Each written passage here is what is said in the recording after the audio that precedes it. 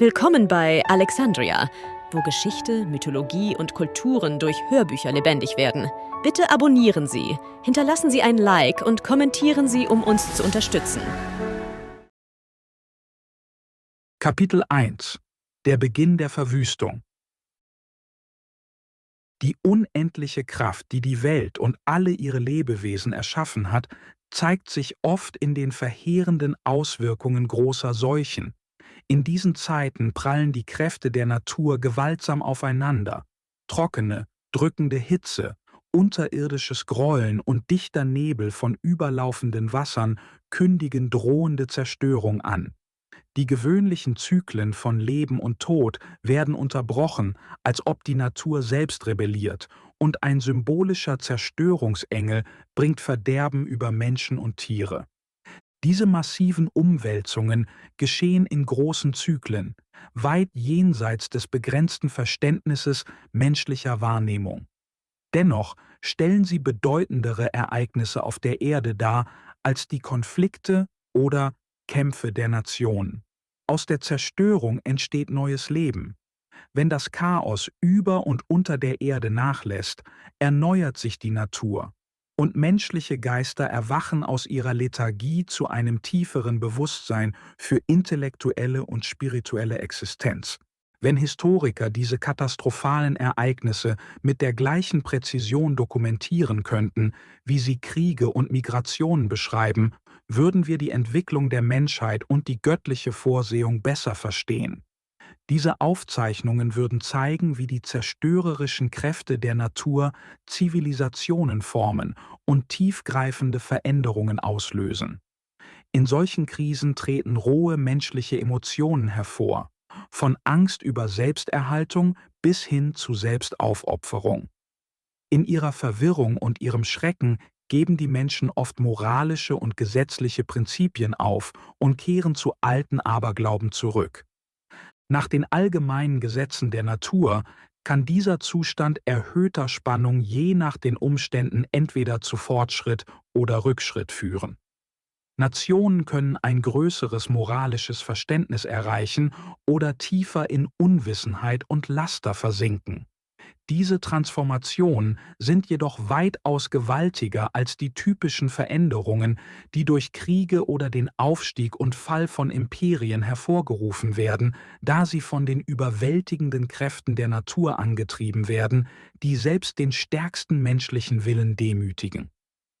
Das eindrucksvollste Beispiel für eine verheerende Pandemie ereignete sich im 14. Jahrhundert, als eine große Pest über Asien, Europa und Afrika hinwegfegte. Ihre Erinnerung lebt in düsteren Überlieferungen weiter. Es war eine orientalische Pest, gekennzeichnet durch schmerzhafte Beulen und geschwollene Lymphknoten, die bei anderen fiebrigen Erkrankungen nicht auftraten. Wegen der schwarzen Flecken auf der Haut, die auf schwere Verwesung hindeuteten, wurde sie in Deutschland und Nordeuropa als der schwarze Tod bekannt. In Italien nannte man sie La Mortalega Grande, die große Sterblichkeit. Der Historiker Cantacusenos, der seinen Sohn Andronikos durch die Pest verlor, schildert die verheerenden Auswirkungen der Krankheit mit eindrücklichen persönlichen Beobachtungen. Mein Sohn Andronikos, sein Leid ist in mein Gedächtnis eingebrannt, als wäre es erst gestern geschehen. Die Pest fegte wie ein unerbittlicher Sturm durch Konstantinopel und verschonte niemanden, nicht einmal die Jungen und Starken. Ich sah die großen, schmerzhaften Schwellungen, die sich an seinen Oberschenkeln und Armen bildeten, grotesk und fremdartig. Als wir sie öffneten, floss übelriechender Eiter heraus, und für einen kurzen Moment schien es, als könnte er Erleichterung finden. Diese Schwellungen, die wir später Beulen nannten, waren wie nichts, was ich je zuvor gesehen hatte, ein düsteres Kennzeichen dieser orientalischen Geißel. Aber sie waren nicht die einzigen Spuren, die sie hinterließ. Kleinere Beulen erschienen, übersäten seine Arme, sein Gesicht und andere Teile seines Körpers. Ich konnte erkennen, dass sie sich von den schrecklichen schwarzen Flecken und Blasen unterschieden, die andere trugen. Diese dunklen Male, manchmal gehäuft, manchmal einzeln, schienen das Ende zu verkünden. Jedes Zeichen, jedes Symptom war ein grausames Zeugnis für die Reichweite und Macht der Pest. Nicht jedes Opfer zeigte alle Symptome. Für einige war ein einziges Symptom tödlich, während andere trotz mehrerer Anzeichen auf wundersame Weise überlebten. Neurologische Symptome waren häufig. Viele Patienten wurden benommen, fielen in einen tiefen Schlaf oder verloren die Fähigkeit zu sprechen aufgrund einer Lähmung der Zunge. Andere waren unruhig und konnten nicht schlafen. Ihre Zungen und Kehlen verfärbten sich schwarz, scheinbar blutgefüllt, und kein Getränk konnte ihren brennenden Durst stillen. Viele verfielen in Verzweiflung und beschleunigten ihren Tod durch Selbstmord. Die Ansteckungsgefahr war unbestreitbar, da Pflegekräfte häufig erkrankten und ganze Haushalte ausgelöscht wurden. Diese Pest brachte ungewöhnliches Leid über die typischen Auswirkungen der orientalischen Pest hinaus. Die Atemorgane waren schwer von fauliger Entzündung betroffen, was zu Brustschmerzen, blutigem Husten und einem fauligen infektiösen Atem führte. In Westeuropa zeigte sich die Krankheit zunächst anders. Die Opfer entwickelten hohes Fieber und Blutungen, die oft innerhalb von 3 Tagen tödlich waren. Anders als bei den östlichen Fällen zeigten diese frühen Opfer keine Beulen oder Geschwüre. Stattdessen griff die Pest die Lungen direkt an und verursachte eine tödliche Form von Atemversagen, ähnlich dem Milzbrand, bevor andere Symptome auftreten konnten. Die Pest wütete in Avignon 6 bis 8 Wochen lang und verbreitete Schrecken und Tod. Die Infizierten, die Blut husteten, stießen einen pestilenzartigen Atem aus, der die Krankheit schnell verbreitete. Schon die bloße Nähe zu einer infizierten Person führte oft zum sicheren Tod. Eltern verließen ihre kranken Kinder und alle familiären Bindungen zerbrachen. Nach dieser Anfangsphase traten geschwollene Lymphknoten, Beulen unter den Armen und in der Leistengegend auf, zusammen mit schmerzhaften Geschwüren am ganzen Körper. Eine Genesung war jedoch selten, und erst 7 Monate später begannen einige Patienten zu überleben, wenn die Beulen ausgereift waren, was einer milderen Form der Pest ähnelte. Dieser Bericht stammt von dem mutigen Guy de Chauliac, einem Arzt, der sein Leben riskierte, um den Kranken zu helfen. Er wies den vorherrschenden Glauben zurück, dass medizinische Hilfe zwecklos sei, und weigerte sich, wie viele seiner Kollegen zu fliehen. Chauliac beobachtete die Pest 2-mal in Avignon, zuerst im Jahr 1348, von Januar bis August, und erneut im Jahr 1360, als sie aus Deutschland zurückkehrte und sich 9 Monate lang ausbreitete. Beim ersten Ausbruch waren vor allem die Armen betroffen, doch beim zweiten traf die Krankheit reichere Menschen und viele Kinder, die zuvor verschont geblieben waren. Frauen waren jedoch weniger betroffen. Eine junge Adlige, die sich innerhalb der sicheren Mauern ihres Familienbesitzes in Sicherheit glaubte, könnte ihrem Vater auf folgende Weise geklagt haben: Vater, wie sind wir in diese Lage geraten? Kann Mutter Natur wirklich so erbarmungslos zu ihren Kindern sein? Warum hat sie diese schreckliche Krankheit über edle und unschuldige Familien wie die unsere gebracht? Ich beginne an der Zukunft der Menschheit zu zweifeln. Seit Monaten habe ich die Mauern unseres Besitzes nicht verlassen. Ich kann meine Freunde nicht sehen und fast jeden Tag weine ich. Wann wird dieser Albtraum endlich enden? Es war eine Sache, dass die Armen an Zahl abnahmen, aber jetzt sehe ich, wie dieses Ungeheuer seinen Zorn auf unsere gesamte Zivilisation richtet. Der Teufel will uns von der Erde auslöschen und Gott schweigt. Ein ähnliches Muster zeigte sich in Ägypten, wo die Pest hauptsächlich Lungeninfektionen verursachte. Die Opfer litten unter starken Brustschmerzen, hohem Fieber und blutigem Husten, was zu einem schnellen Tod führte. Der Atem der Kranken verbreitete die Krankheit, und diejenigen, die zu helfen versuchten, erkrankten oft selbst. In Florenz beschrieb Boccaccio, ein Augenzeuge der Verwüstung durch die Pest, deren schreckliche Auswirkungen in lebhaften Details. Anders als im Osten wo Nasenbluten den bevorstehenden Tod ankündigte, begann die Pest in Florenz mit schmerzhaften Schwellungen in der Leistengegend und den Achseln, manchmal so groß wie ein Apfel oder ein Ei.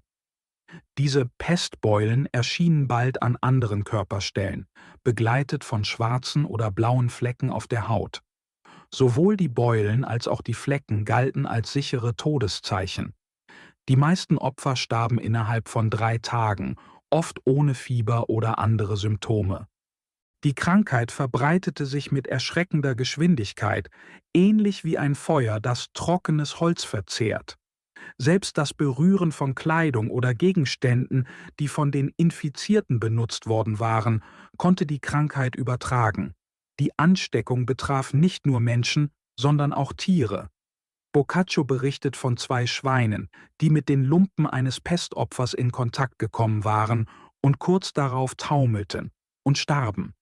In anderen Regionen starben auch Hunde, Katzen, Hühner und andere Tiere, obwohl detaillierte Berichte über Tiersterben aufgrund des begrenzten Wissens der Zeit selten sind. In Deutschland zeigte die Pest die gleichen Symptome wie anderswo, einschließlich der charakteristischen Anzeichen der orientalischen Beulenpest und ihrer hohen Ansteckungsgefahr. Die Todesrate war jedoch etwas niedriger als in anderen Teilen Europas. Während einige Berichte das Spucken von Blut, ein Hauptsymptom der Pest, nicht erwähnten, könnte dies auf unvollständige Aufzeichnungen oder widersprüchliche Berichte zurückzuführen sein. So beschrieben Chroniken aus Straßburg nur Beulen und geschwollene Lymphknoten in den Achseln und der Leistengegend, während andere Berichte Fälle von Blutspucken erwähnten. Einige dieser Berichte sind jedoch fragwürdig, da sie längere Überlebenszeiten von bis zu 6 oder 8 Tagen beschreiben, im Gegensatz zu den meisten Berichten, die den Tod innerhalb von 3 oder 4 Tagen angeben. In Wien und Österreich war die Pest besonders schwer, mit roten Flecken, schwarzen Beulen und geschwollenen Drüsen, die die Patienten innerhalb von 3 Tagen töteten. Plötzliche Todesfälle ohne weitere Symptome waren ebenfalls an den Küsten der Nordsee und in Westfalen häufig. In Frankreich breitete sich die Pest von Avignon aus nach Norden aus und war tödlicher als in Deutschland. In manchen Gegenden überlebten nur 2 von 20 Einwohnern. Viele Menschen, besonders die Jungen und Starken, starben plötzlich, als wären sie vom Blitz getroffen. Diejenigen mit geschwollenen Lymphknoten in den Achseln oder der Leistengegend überlebten selten mehr als 2 oder 3 Tage. Die Menschen suchten oft Trost in der Absolution, die Papst Clemens VI. In der Sterbestunde gewährte. Die letzten Worte einer sterbenden armen Frau könnten folgende gewesen sein: Gott, bitte nimm mich zu dir. Mach mich zu einer Dienerin in deinem Paradies und belohne mich für das Leid, das ich ertragen habe. Wenn du die Erde von allen Sünden reinigen willst, darfst du nicht bei mir aufhören. Du musst die gesamte Menschheit vernichten. Vielleicht, wenn nur unschuldige Kinder übrig bleiben, brauchst du diese Welt nicht länger zu zerstören. Nimm mein Leiden hinweg und sende dein Licht, um neues Leben zu erhellen. In England war die Pest ebenso tödlich wie in Avignon und zeichnete sich durch das Spucken oder Erbrechen von Blut aus. Die Opfer starben oft innerhalb von 12 Stunden bis 2 Tagen nach Auftreten der Symptome. Beulen und geschwollene Lymphknoten in der Leistengegend und den Achseln galten als sichere Todeszeichen. In den späteren Stadien der Pest versuchten Ärzte, die harten, trockenen Beulen zu öffnen, um Eiter abzulassen, was manchmal Leben rettete. Doch die Krankheit verbreitete sich unaufhaltsam durch Kontakt mit den Kranken, ihrer Kleidung oder sogar ihrem Atem. Verängstigte Menschen, die aufs Land flohen, brachten die Krankheit oft mit sich und starben in Isolation. Die Pest breitete sich rasch über England aus, beginnend in Dorset und weiter nach Devon, Somerset, Bristol, Gloucester, Oxford und schließlich London. Zeitgenössische Berichte legen nahe, dass landesweit nur einer von 10 Menschen überlebte. Von England aus gelangte die Pest mit Schiffen nach Bergen in Norwegen, wo sie mit erschreckender Gewalt zuschlug. Blutiges Erbrechen war häufig und nur 1/3 der Bevölkerung überlebte.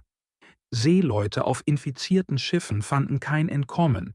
Viele Schiffe wurden treibend vorgefunden, ihre gesamte Besatzung tot. In Polen war das Spucken von Blut ein Hauptsymptom und die Krankheit tötete so viele Menschen, dass nur 1/4 der Bevölkerung übrig blieb. Ähnlich verhielt es sich in Russland, wo die Pest 2 Jahre später als in Südeuropa auftrat, aber die gleichen Symptome zeigte. Sie begann mit Schüttelfrost, Fieber und Schmerzen in den Schultern und im Rücken, gefolgt von Blutspucken und Tod innerhalb von 2 bis 3 Tagen. Beulen am Hals, in den Achseln und in der Leistengegend traten später auf, besonders ab dem Jahr 1360. Der schwarze Tod entsprach den Symptomen der orientalischen Pest, wie sie in modernen Zeiten beobachtet wurde, obwohl sie oft in ihrer Form variierte. Das gleiche tödliche Gift verursachte eine Reihe von Effekten, von milden Hautläsionen mit verzögertem Fieber bis hin zu schweren Fällen von Organversagen und schnellem Tod. Diese Variationen unterstreichen die Anpassungsfähigkeit der Krankheit und ihre katastrophalen Auswirkungen auf Bevölkerungen in Europa, Asien und darüber hinaus. Die Pest im 14. Jahrhundert beinhaltete oft eine Brustinfektion, die nach modernem medizinischem Verständnis wahrscheinlich eine Form von Lungenentzündung war.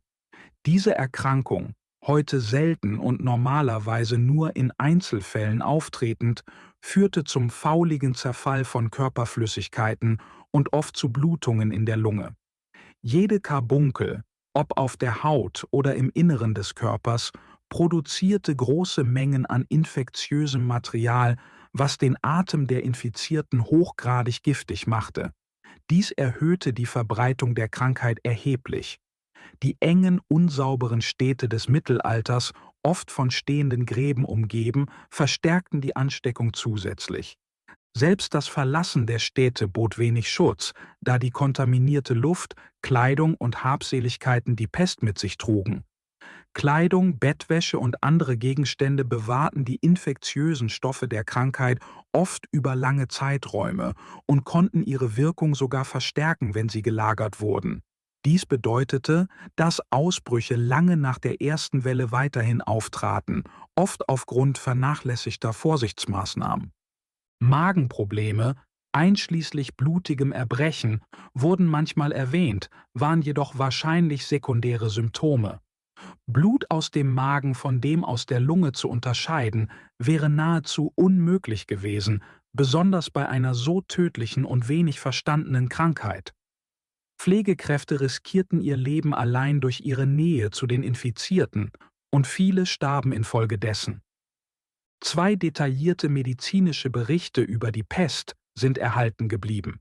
Einer stammt von Guy de Chauliac, der tödliche Fälle von Blutspucken dokumentierte. Der andere stammt von Raymond Chalin de Vinario, der zusätzliche Symptome wie Nasenbluten, Blut im Urin und Blutungen aus dem Darm beschrieb.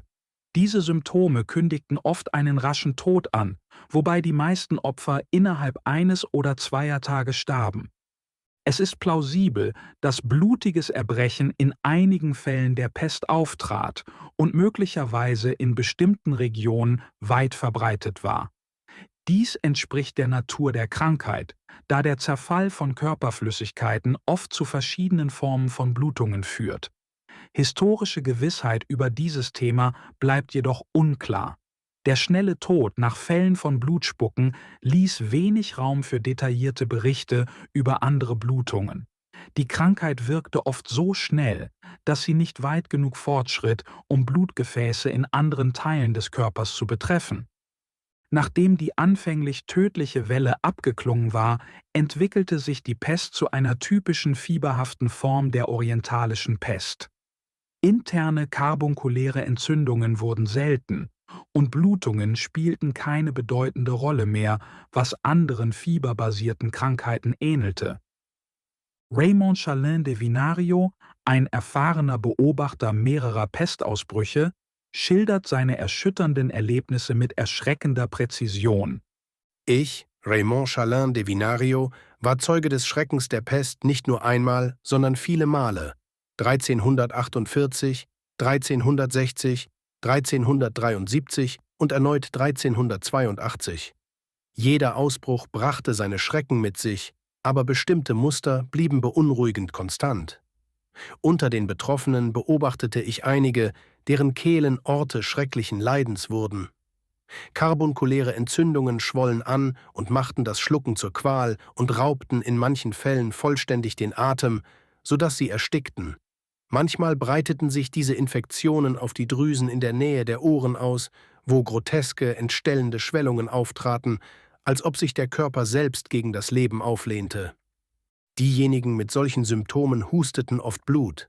Ein düsterer Anblick, doch seltsamerweise überlebten einige 6, ja sogar 14 Tage.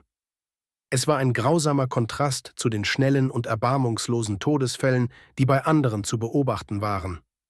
Diese Krankheit in all ihren Formen schien mit ihren Opfern zu spielen, bot schwache Hoffnungsschimmer nur, um sie wieder zu entreißen. Andere Symptome waren ebenso erschreckend.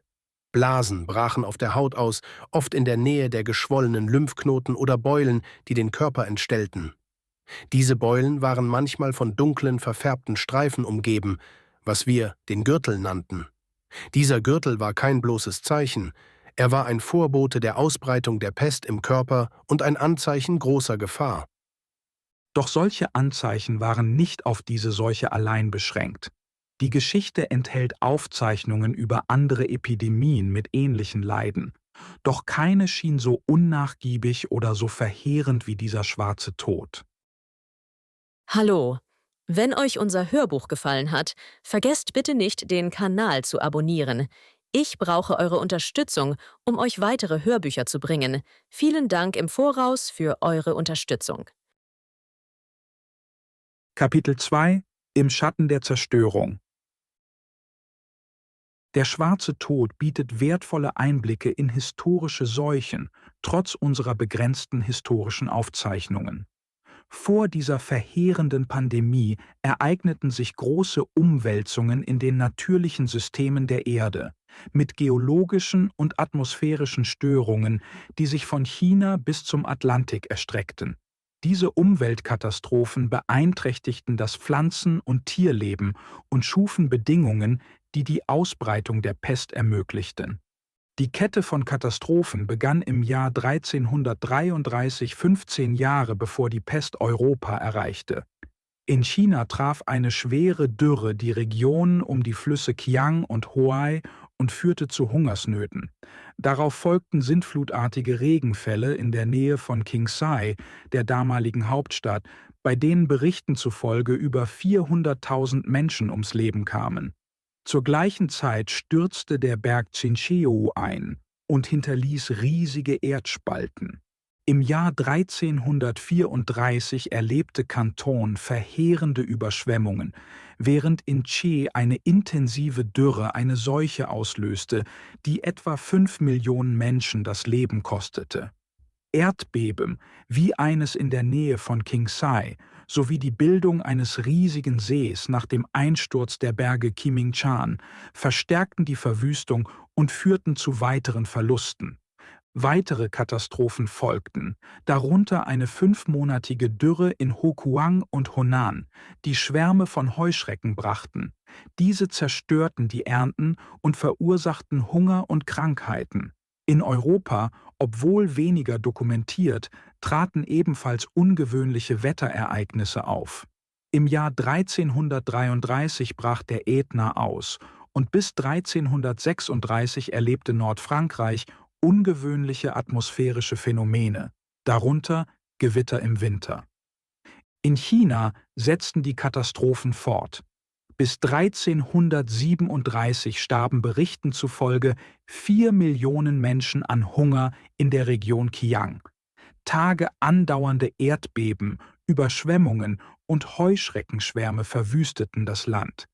Im Jahr 1338 erlebte Kingsai ein 10-tägiges Erdbeben und in Frankreich führte eine schlechte Ernte zu weiteren Nöten.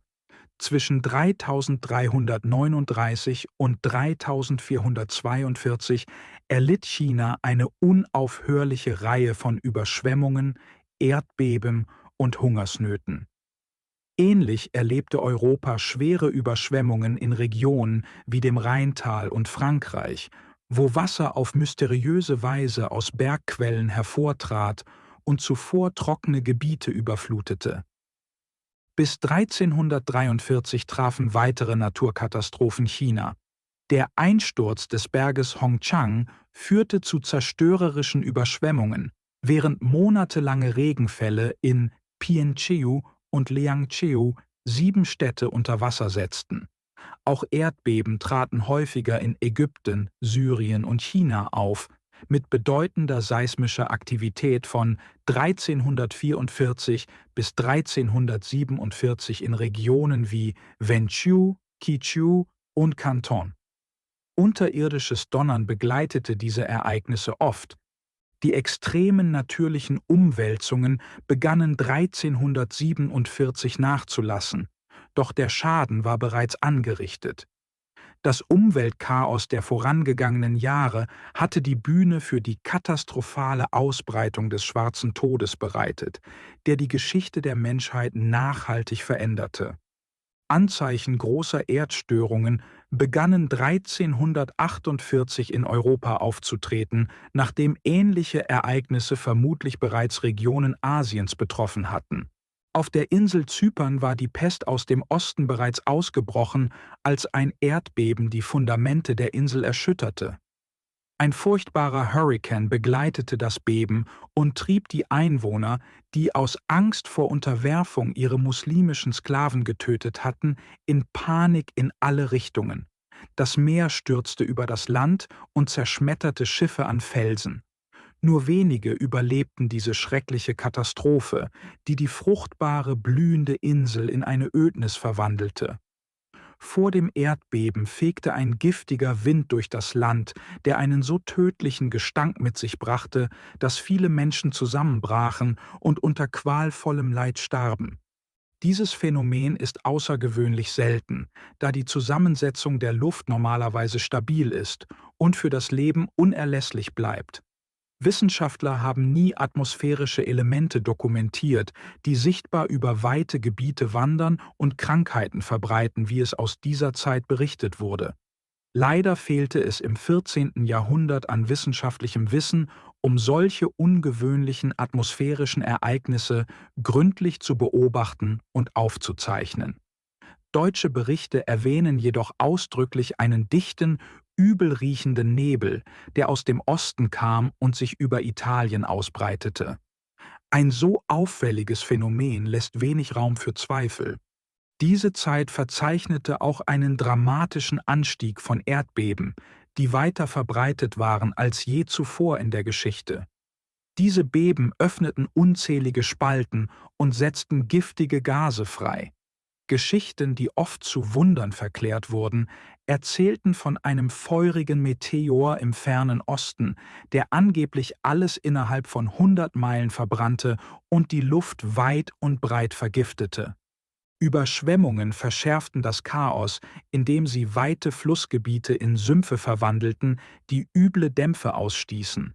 Das Problem wurde durch das Verrotten von Heuschreckenschwärmen verstärkt, die in ihrer Dichte die Sonne verdunkelt hatten, sowie durch die überwältigende Anzahl von Leichen, die selbst in den am besten organisierten Regionen Europas nur schwer zu entsorgen waren. Diese Bedingungen führten wahrscheinlich dazu, dass ungewöhnliche und schädliche Elemente in die Luft eingebracht wurden, insbesondere in die untere Atmosphäre, wo sie sich nur schwer zerstreuen konnten. Diese giftige Mischung schuf eine Umgebung, die die Ausbreitung des Schwarzen Todes begünstigte und zu seiner verheerenden Wirkung beitrug. Die Symptome des Schwarzen Todes, insbesondere die intensive Entzündung der Lungen, deuten darauf hin, dass das Atmungssystem direkt von einem giftigen atmosphärischen Einfluss angegriffen wurde. Dieses Gift, falls die Pest tatsächlich unabhängig an einem bestimmten Ort entstanden ist, störte auch das Kreislaufsystem des Körpers, ähnlich wie andere Krankheiten, die Schwellungen und Entzündungen der Lymphknoten verursachen. Zu den katastrophalen Ereignissen, die der Pest vorausgingen, gehörte ein massives Erdbeben am 25. Januar 1348, das Griechenland, Italien und angrenzende Regionen erschütterte. Große Städte wie Neapel, Rom, Pisa, Bologna, Padua und Venedig erlitten schwere Schäden und ganze Dörfer wurden von der Erde verschluckt. Gebäude, darunter Burgen und Kirchen, stürzten ein und begruben Hunderte von Menschen unter den Trümmern. In Kärnten wurden 30 Dörfer und alle ihre Kirchen zerstört, wobei über 1000 Menschen ums Leben kamen. Villach wurde so vollständig verwüstet, dass nur wenige seiner Bewohner überlebten. Berge verschoben sich und viele Weiler wurden in Trümmer gelegt. Ein trauernder alter Mann, der seine Familie durch die Erdbeben verloren hatte, saß zusammengekauert vor den Ruinen seines Hauses, die Hände zum Himmel erhoben. Vielleicht waren dies seine Worte an Gott.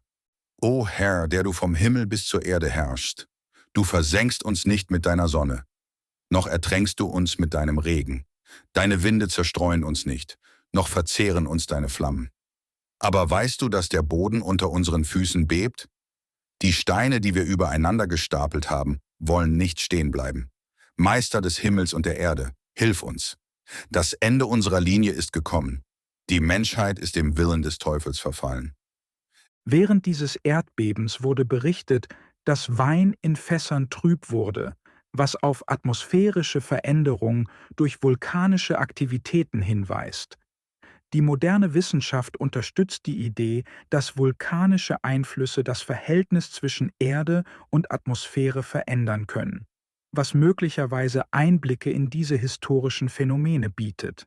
Das Erdbeben dauerte zwischen einer Woche und 2 Wochen und viele Menschen berichteten von ungewöhnlichen Symptomen, darunter starke Kopfschmerzen, Ohnmachtsanfälle und ein Gefühl überwältigender Benommenheit. Diese Erschütterungen erreichten bis nach Basel und hielten sporadisch bis zum Jahr 1360 an, wobei sie Deutschland, Frankreich, Schlesien, Polen, England, Dänemark und andere nördliche Regionen betrafen. Außergewöhnliche Meteore und atmosphärische Phänomene verstärkten das Gefühl von Furcht. Am 20. Dezember 1348 wurde bei Sonnenaufgang eine feurige Säule über dem Papstpalast in Avignon gesehen, die 1 Stunde lang anhielt. Im August desselben Jahres schwebte ein Feuerball bei Sonnenuntergang über Paris und blieb weit länger sichtbar, als solche Ereignisse normalerweise andauern. Diese und andere Vorfälle, oft begleitet von unheilvollen Prophezeiungen, wurden mit abergläubischem Staunen aufgezeichnet. Die Wetterbedingungen waren chaotisch, mit Regen, Überschwemmungen und Ernteausfällen, die fast jede Region betrafen. Während einige Historiker behaupteten, dass in den Speichern genügend Lebensmittelreserven vorhanden waren, berichteten die meisten Zeitgenossen von weit verbreiteten Engpässen. Ein 4-monatiger Regen im Jahr 1347 zerstörte Ernten in ganz Italien und den Nachbarländern. Als Reaktion darauf richteten Städte wie Florenz große Bäckereien ein, um Brot an die Armen zu verteilen. Bis April verteilte Florenz täglich 94.000 12-Unzen-Brote. Trotz dieser Bemühungen konnten die Maßnahmen das Leid nur lindern, nicht beseitigen. Die Hungersnot führte unvermeidlich zu Krankheiten. In Städten und ländlichen Gebieten forderte der Hunger einen verheerenden Tribut. Kinder starben in den Armen ihrer Mütter und Verzweiflung ergriff die Gemeinschaften in ganz Christenheit. Das Elend war allgegenwärtig und der fragile Zustand der Menschheit bereitete die Welt weiter auf die Verwüstungen des Schwarzen Todes vor. Die Ereignisse, die dem Schwarzen Tod in Europa vorausgingen, offenbaren eine Welt, die von weit verbreiteten Naturkatastrophen ergriffen war. Die Menschen jener Zeit versuchten, diese Phänomene durch Aberglauben und begrenztes Wissen zu erklären. Sie betrachteten jede Katastrophe isoliert und erkannten nicht die miteinander verbundenen Kräfte der Natur. Selbst heute, Trotz unserer wissenschaftlichen Fortschritte fällt es uns schwer, die atmosphärischen Bedingungen zu verstehen, die Pandemien auslösen, geschweige denn, solche Bedingungen aus dem 14. Jahrhundert zu analysieren. Ein breiterer Blick zeigt, dass diese Katastrophen einem Muster natürlicher Phänomene folgten, die sich von Osten nach Westen bewegten und die tiefe Verbindung zwischen den inneren Prozessen der Erde und dem Zustand menschlicher Gesellschaften widerspiegeln. Ab 1333 löste ein Impuls tief im Inneren der Erde eine Kettenreaktion aus, die den Globus erschütterte und Luft und Wasser fast 26 Jahre lang störte. Überschwemmungen, Dürren und brennende Hitze zerstörten Ökosysteme, während Insektenschwärme die Verwüstung vollendeten. Diese Ereignisse breiteten sich wie Wellen aus, beginnend in China und allmählich den gesamten Planeten erfassend. Die genaue Natur der ersten Pest in China ist unbekannt, aber wir wissen, dass sie in Westasien die Form der orientalischen Pest annahm, gekennzeichnet durch Lungenentzündung. Diese hoch ansteckende Krankheit begann in China wahrscheinlich ähnlich und verbreitete sich hauptsächlich durch direkten Kontakt, unter ungünstigen Bedingungen jedoch auch durch bloße Nähe zu den Kranken. Die rasche Ausbreitung des schwarzen Todes über den gesamten Globus unterstreicht die Rolle der Ansteckung bei seiner Übertragung. Die Pest war Europa nicht unbekannt, selbst bevor aufkommende Handelsrouten und vernetzte Gesellschaften ihre Verbreitung erleichterten. Dies deutet darauf hin, dass sie unter den harten Lebensbedingungen und der ungezähmten Umwelt jener Zeit spontan auftreten konnte. Umstände, die häufig schwere Krankheiten hervorbrachten. Im 14. Jahrhundert, lange bevor der verheerende schwarze Tod über den Kontinent fegte, hatte Europa bereits mindestens 5 oder 6 bemerkenswerte Ausbrüche erlebt. Dazu gehörten die Pest in Südfrankreich im Jahr 1301, gefolgt von einem Ausbruch in Italien im Jahr 1311. Im Jahr 1316 breitete sich die Krankheit über Italien, Burgund und Nordeuropa aus, während die Heuschreckenjahre von 1335 Zentraleuropa in ihren Bann zogen. Norditalien wurde 1340 erneut heimgesucht und Frankreich erlebte nur 2 Jahre später, 1342, einen weiteren Ausbruch. Diese wiederholten Episoden waren ein Vorbote der katastrophalen Pandemie, die noch bevorstand. Diese früheren Ausbrüche verdeutlichen die hartnäckige Präsenz der Pest in Europa, insbesondere in milderen Formen. Bis 1348 waren die Bedingungen reif für das Auftreten des schwarzen Todes. Atmosphärische Störungen aus dem Osten spielten wahrscheinlich eine Rolle bei der Reaktivierung schlafender Pestkeime in Südeuropa, wo die Krankheit möglicherweise bereits existierte. Während die verdorbene Atmosphäre den Ausbruch verschlimmerte, reiste die Krankheit nicht einfach durch die Luft. Stattdessen breitete sie sich in Gebieten aus und intensivierte sich dort, wo die Pest zuvor bestanden hatte. Dies war jedoch nicht die einzige Ursache. Die rasche Ausbreitung der Pest war in erster Linie auf menschlichen Kontakt zurückzuführen, insbesondere entlang der Handelsrouten und in geschäftigen Häfen. Von China transportierten Karawanen Waren und möglicherweise die Pest nördlich des Kaspischen Meeres nach Tauris, von wo aus Schiffe diese Waren nach Konstantinopel brachten. Als Handelszentrum, das Asien, Europa und Afrika verband, wurde Konstantinopel zu einem zentralen Infektionspunkt.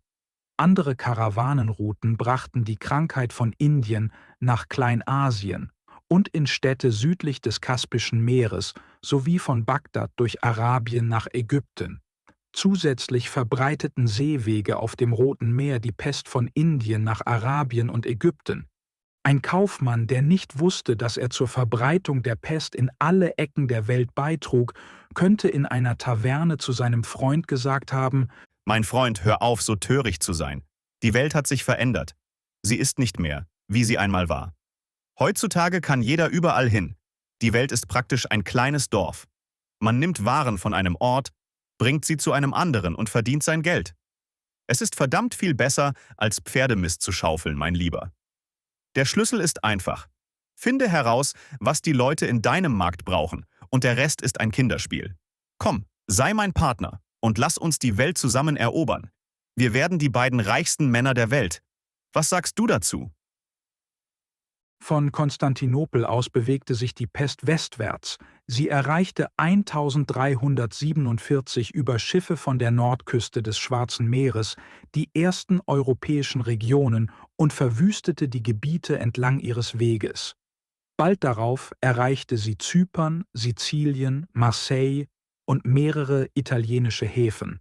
Mit der Zeit wurden auch Mittelmeerinseln wie Sardinien, Korsika und Mallorca betroffen. Im Januar 1348 traf die Pest Avignon und breitete sich über Südfrankreich, Norditalien und Spanien aus, wodurch sie sich als weit verbreitete und katastrophale Pandemie etablierte. Avignon hatte zu jener Zeit eine besondere Bedeutung als Residenz des Papstes, der im imposanten Palais des Papsts lebte. Die Stadt war nicht nur ein Zentrum geistlicher Autorität, sondern auch ein Ort von politischem und wirtschaftlichem Einfluss. Das Eintreffen der Pest in Avignon erschütterte die Christenheit zutiefst, da nun das Herz der Kirche von der unerbittlichen Epidemie bedroht war. Ein Mönch, der beauftragt war, den Papst über die jüngsten Berichte zu informieren, durchschritt die verlassenen Gänge des Palastes. Allmächtiger Gott, wie kann das sein?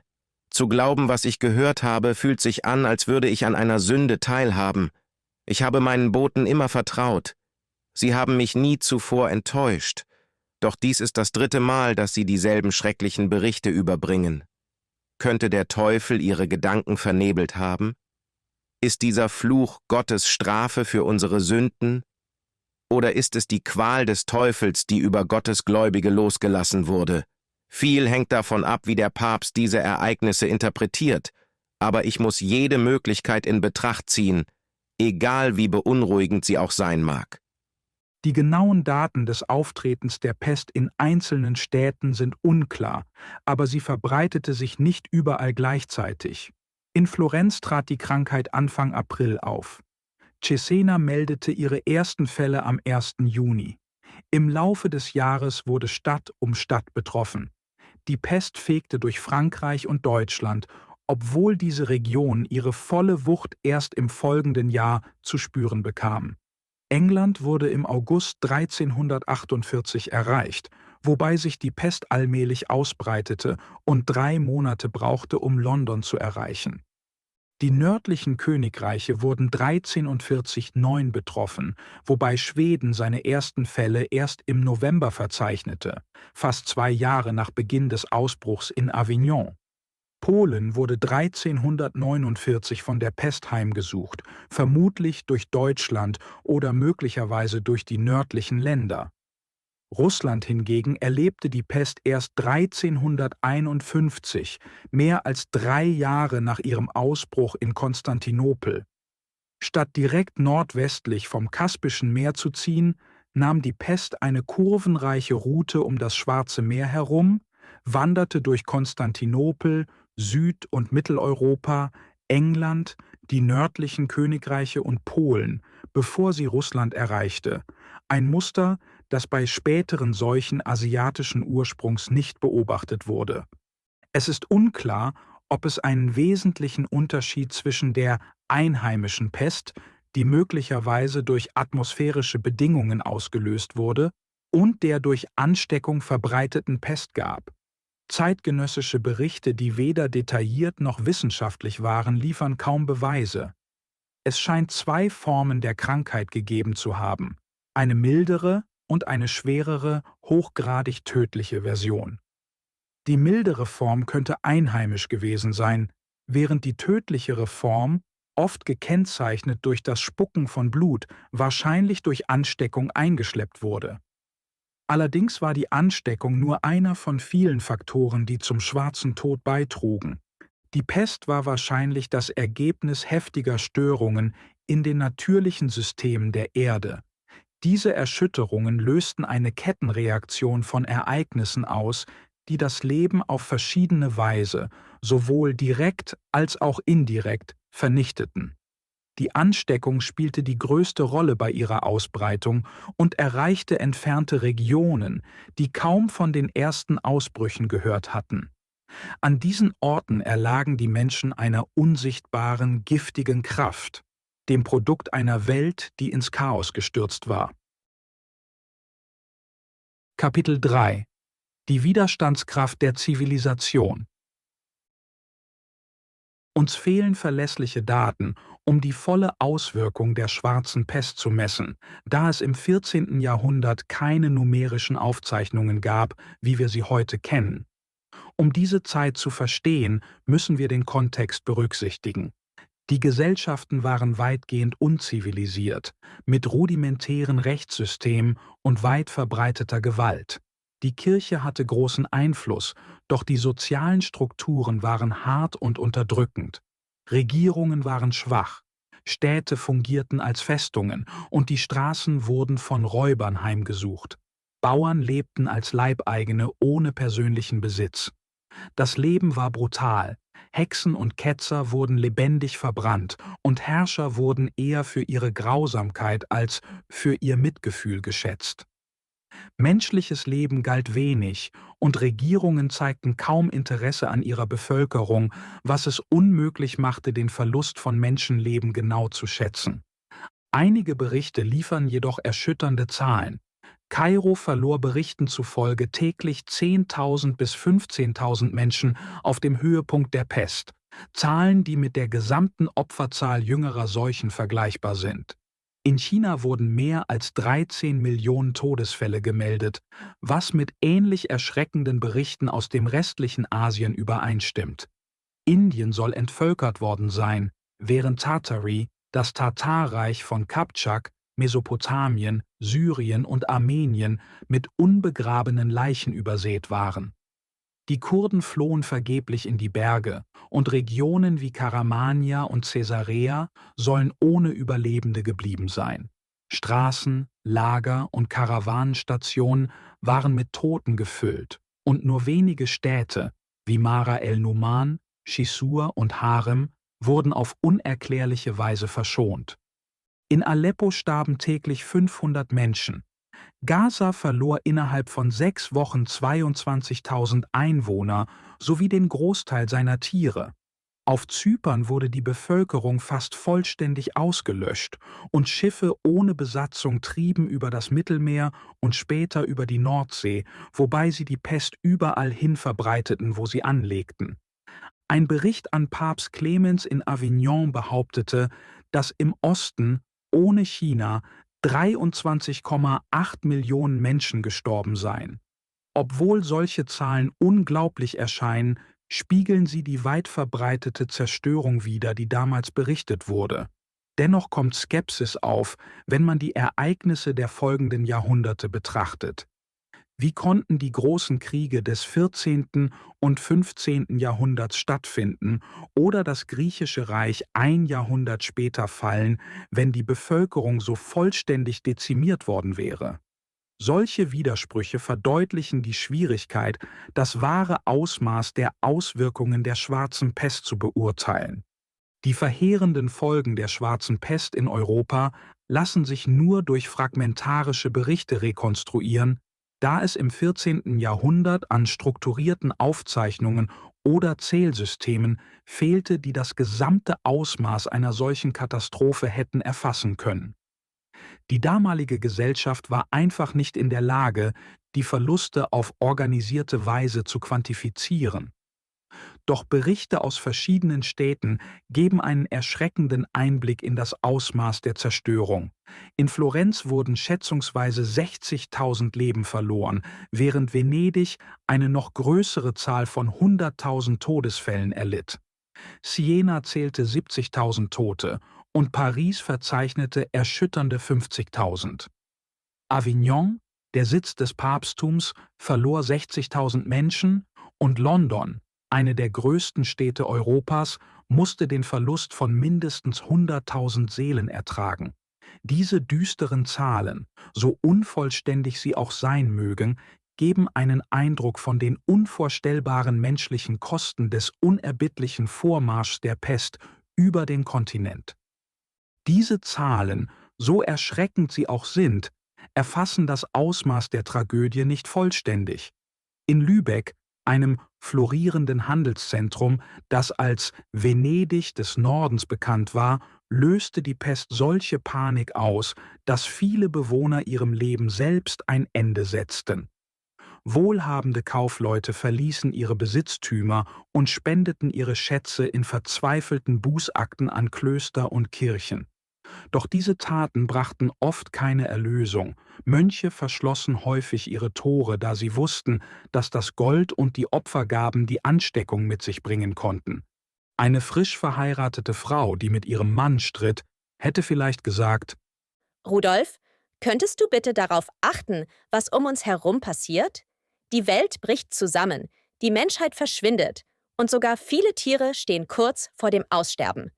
Ja, wir haben vor ein paar Monaten geheiratet, aber wer hätte voraussehen können, dass es so schlimm werden würde?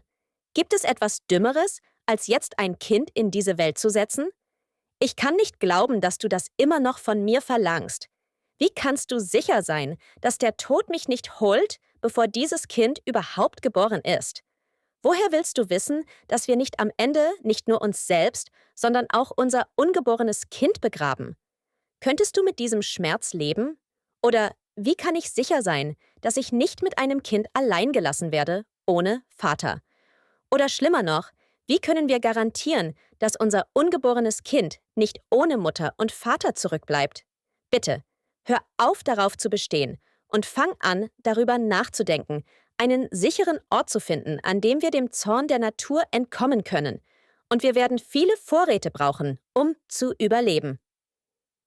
Die körperlichen und emotionalen Folgen der Pest hinterließen die Überlebenden in einem schrecklichen Zustand. In einigen Regionen Frankreichs überlebten nur 2 von 20 Menschen. Ganze Dörfer und kleine Städte, insgesamt bis zu 200.000 Siedlungen, wurden vollständig entvölkert. In Paris, dem Epizentrum des Ausbruchs in Frankreich, starben im Hotel-Dieu-Krankenhaus täglich mehr als 500 Menschen. Trotz der Risiken kümmerten sich die barmherzigen Schwestern weiterhin um die Kranken und erlagen oft selbst der Krankheit. Die Pest verschonte niemanden und forderte das Leben von 2 Königinnen, einem Bischof und unzähligen anderen bekannten Persönlichkeiten. Als der Ausbruch schließlich nachließ, glichen die Städte Geisterstädten und die wenigen verbliebenen Bewohner trugen die körperlichen und psychischen Narben der Katastrophe. Dieser unvorstellbare Verlust prägte Europa und hinterließ ein Erbe aus Verzweiflung und Widerstandskraft. Die schwarze Pest überwältigte die Städte mit der schieren Zahl der Todesfälle, sodass die Kirchhöfe die Toten nicht mehr aufnehmen konnten. In vielen Gegenden wurden Häuser verlassen und verfielen. In Avignon war die Krise so schwerwiegend, dass Papst Clemens VI. Den Fluss Rhone weihte, damit Leichen ins Wasser geworfen werden konnten, um die überfüllten Friedhöfe zu umgehen. Ähnliche Maßnahmen wurden in anderen Städten ergriffen. In Wien, wo täglich bis zu 1200 Menschen starben, wurden Bestattungen auf Kirchhöfen und in Kirchen verboten. Stattdessen wurden die Toten in 6 riesigen Gruben außerhalb der Stadt begraben, von denen jede Berichten zufolge Tausende von Leichen aufnahm. Ein ähnliches Vorgehen war bereits in Kairo und Paris umgesetzt worden. Dennoch begruben viele Menschen ihre Angehörigen heimlich auf geweihtem Boden und hielten an traditionellen Bestattungspraktiken fest.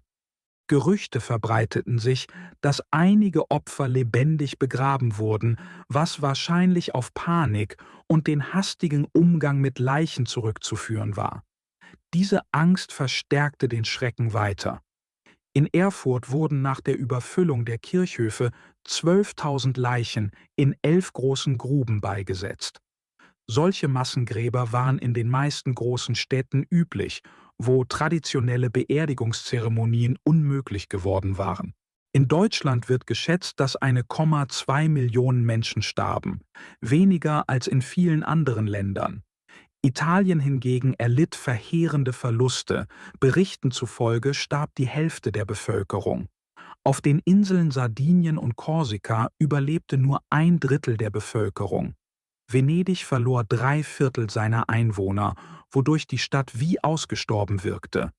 Wohlhabende Venezianer flohen auf nahegelegene Inseln und zahlten exorbitante Preise für den Transport. In Padua ging die Bevölkerung um 2/3 zurück. In Florenz untersagten die Behörden das Läuten von Totenglocken und die öffentliche Bekanntgabe der Sterbezahlen, um die Überlebenden vor massiver Verzweiflung zu bewahren. In England verursachte die Schwarze Pest katastrophale Verluste, insbesondere in den großen Städten.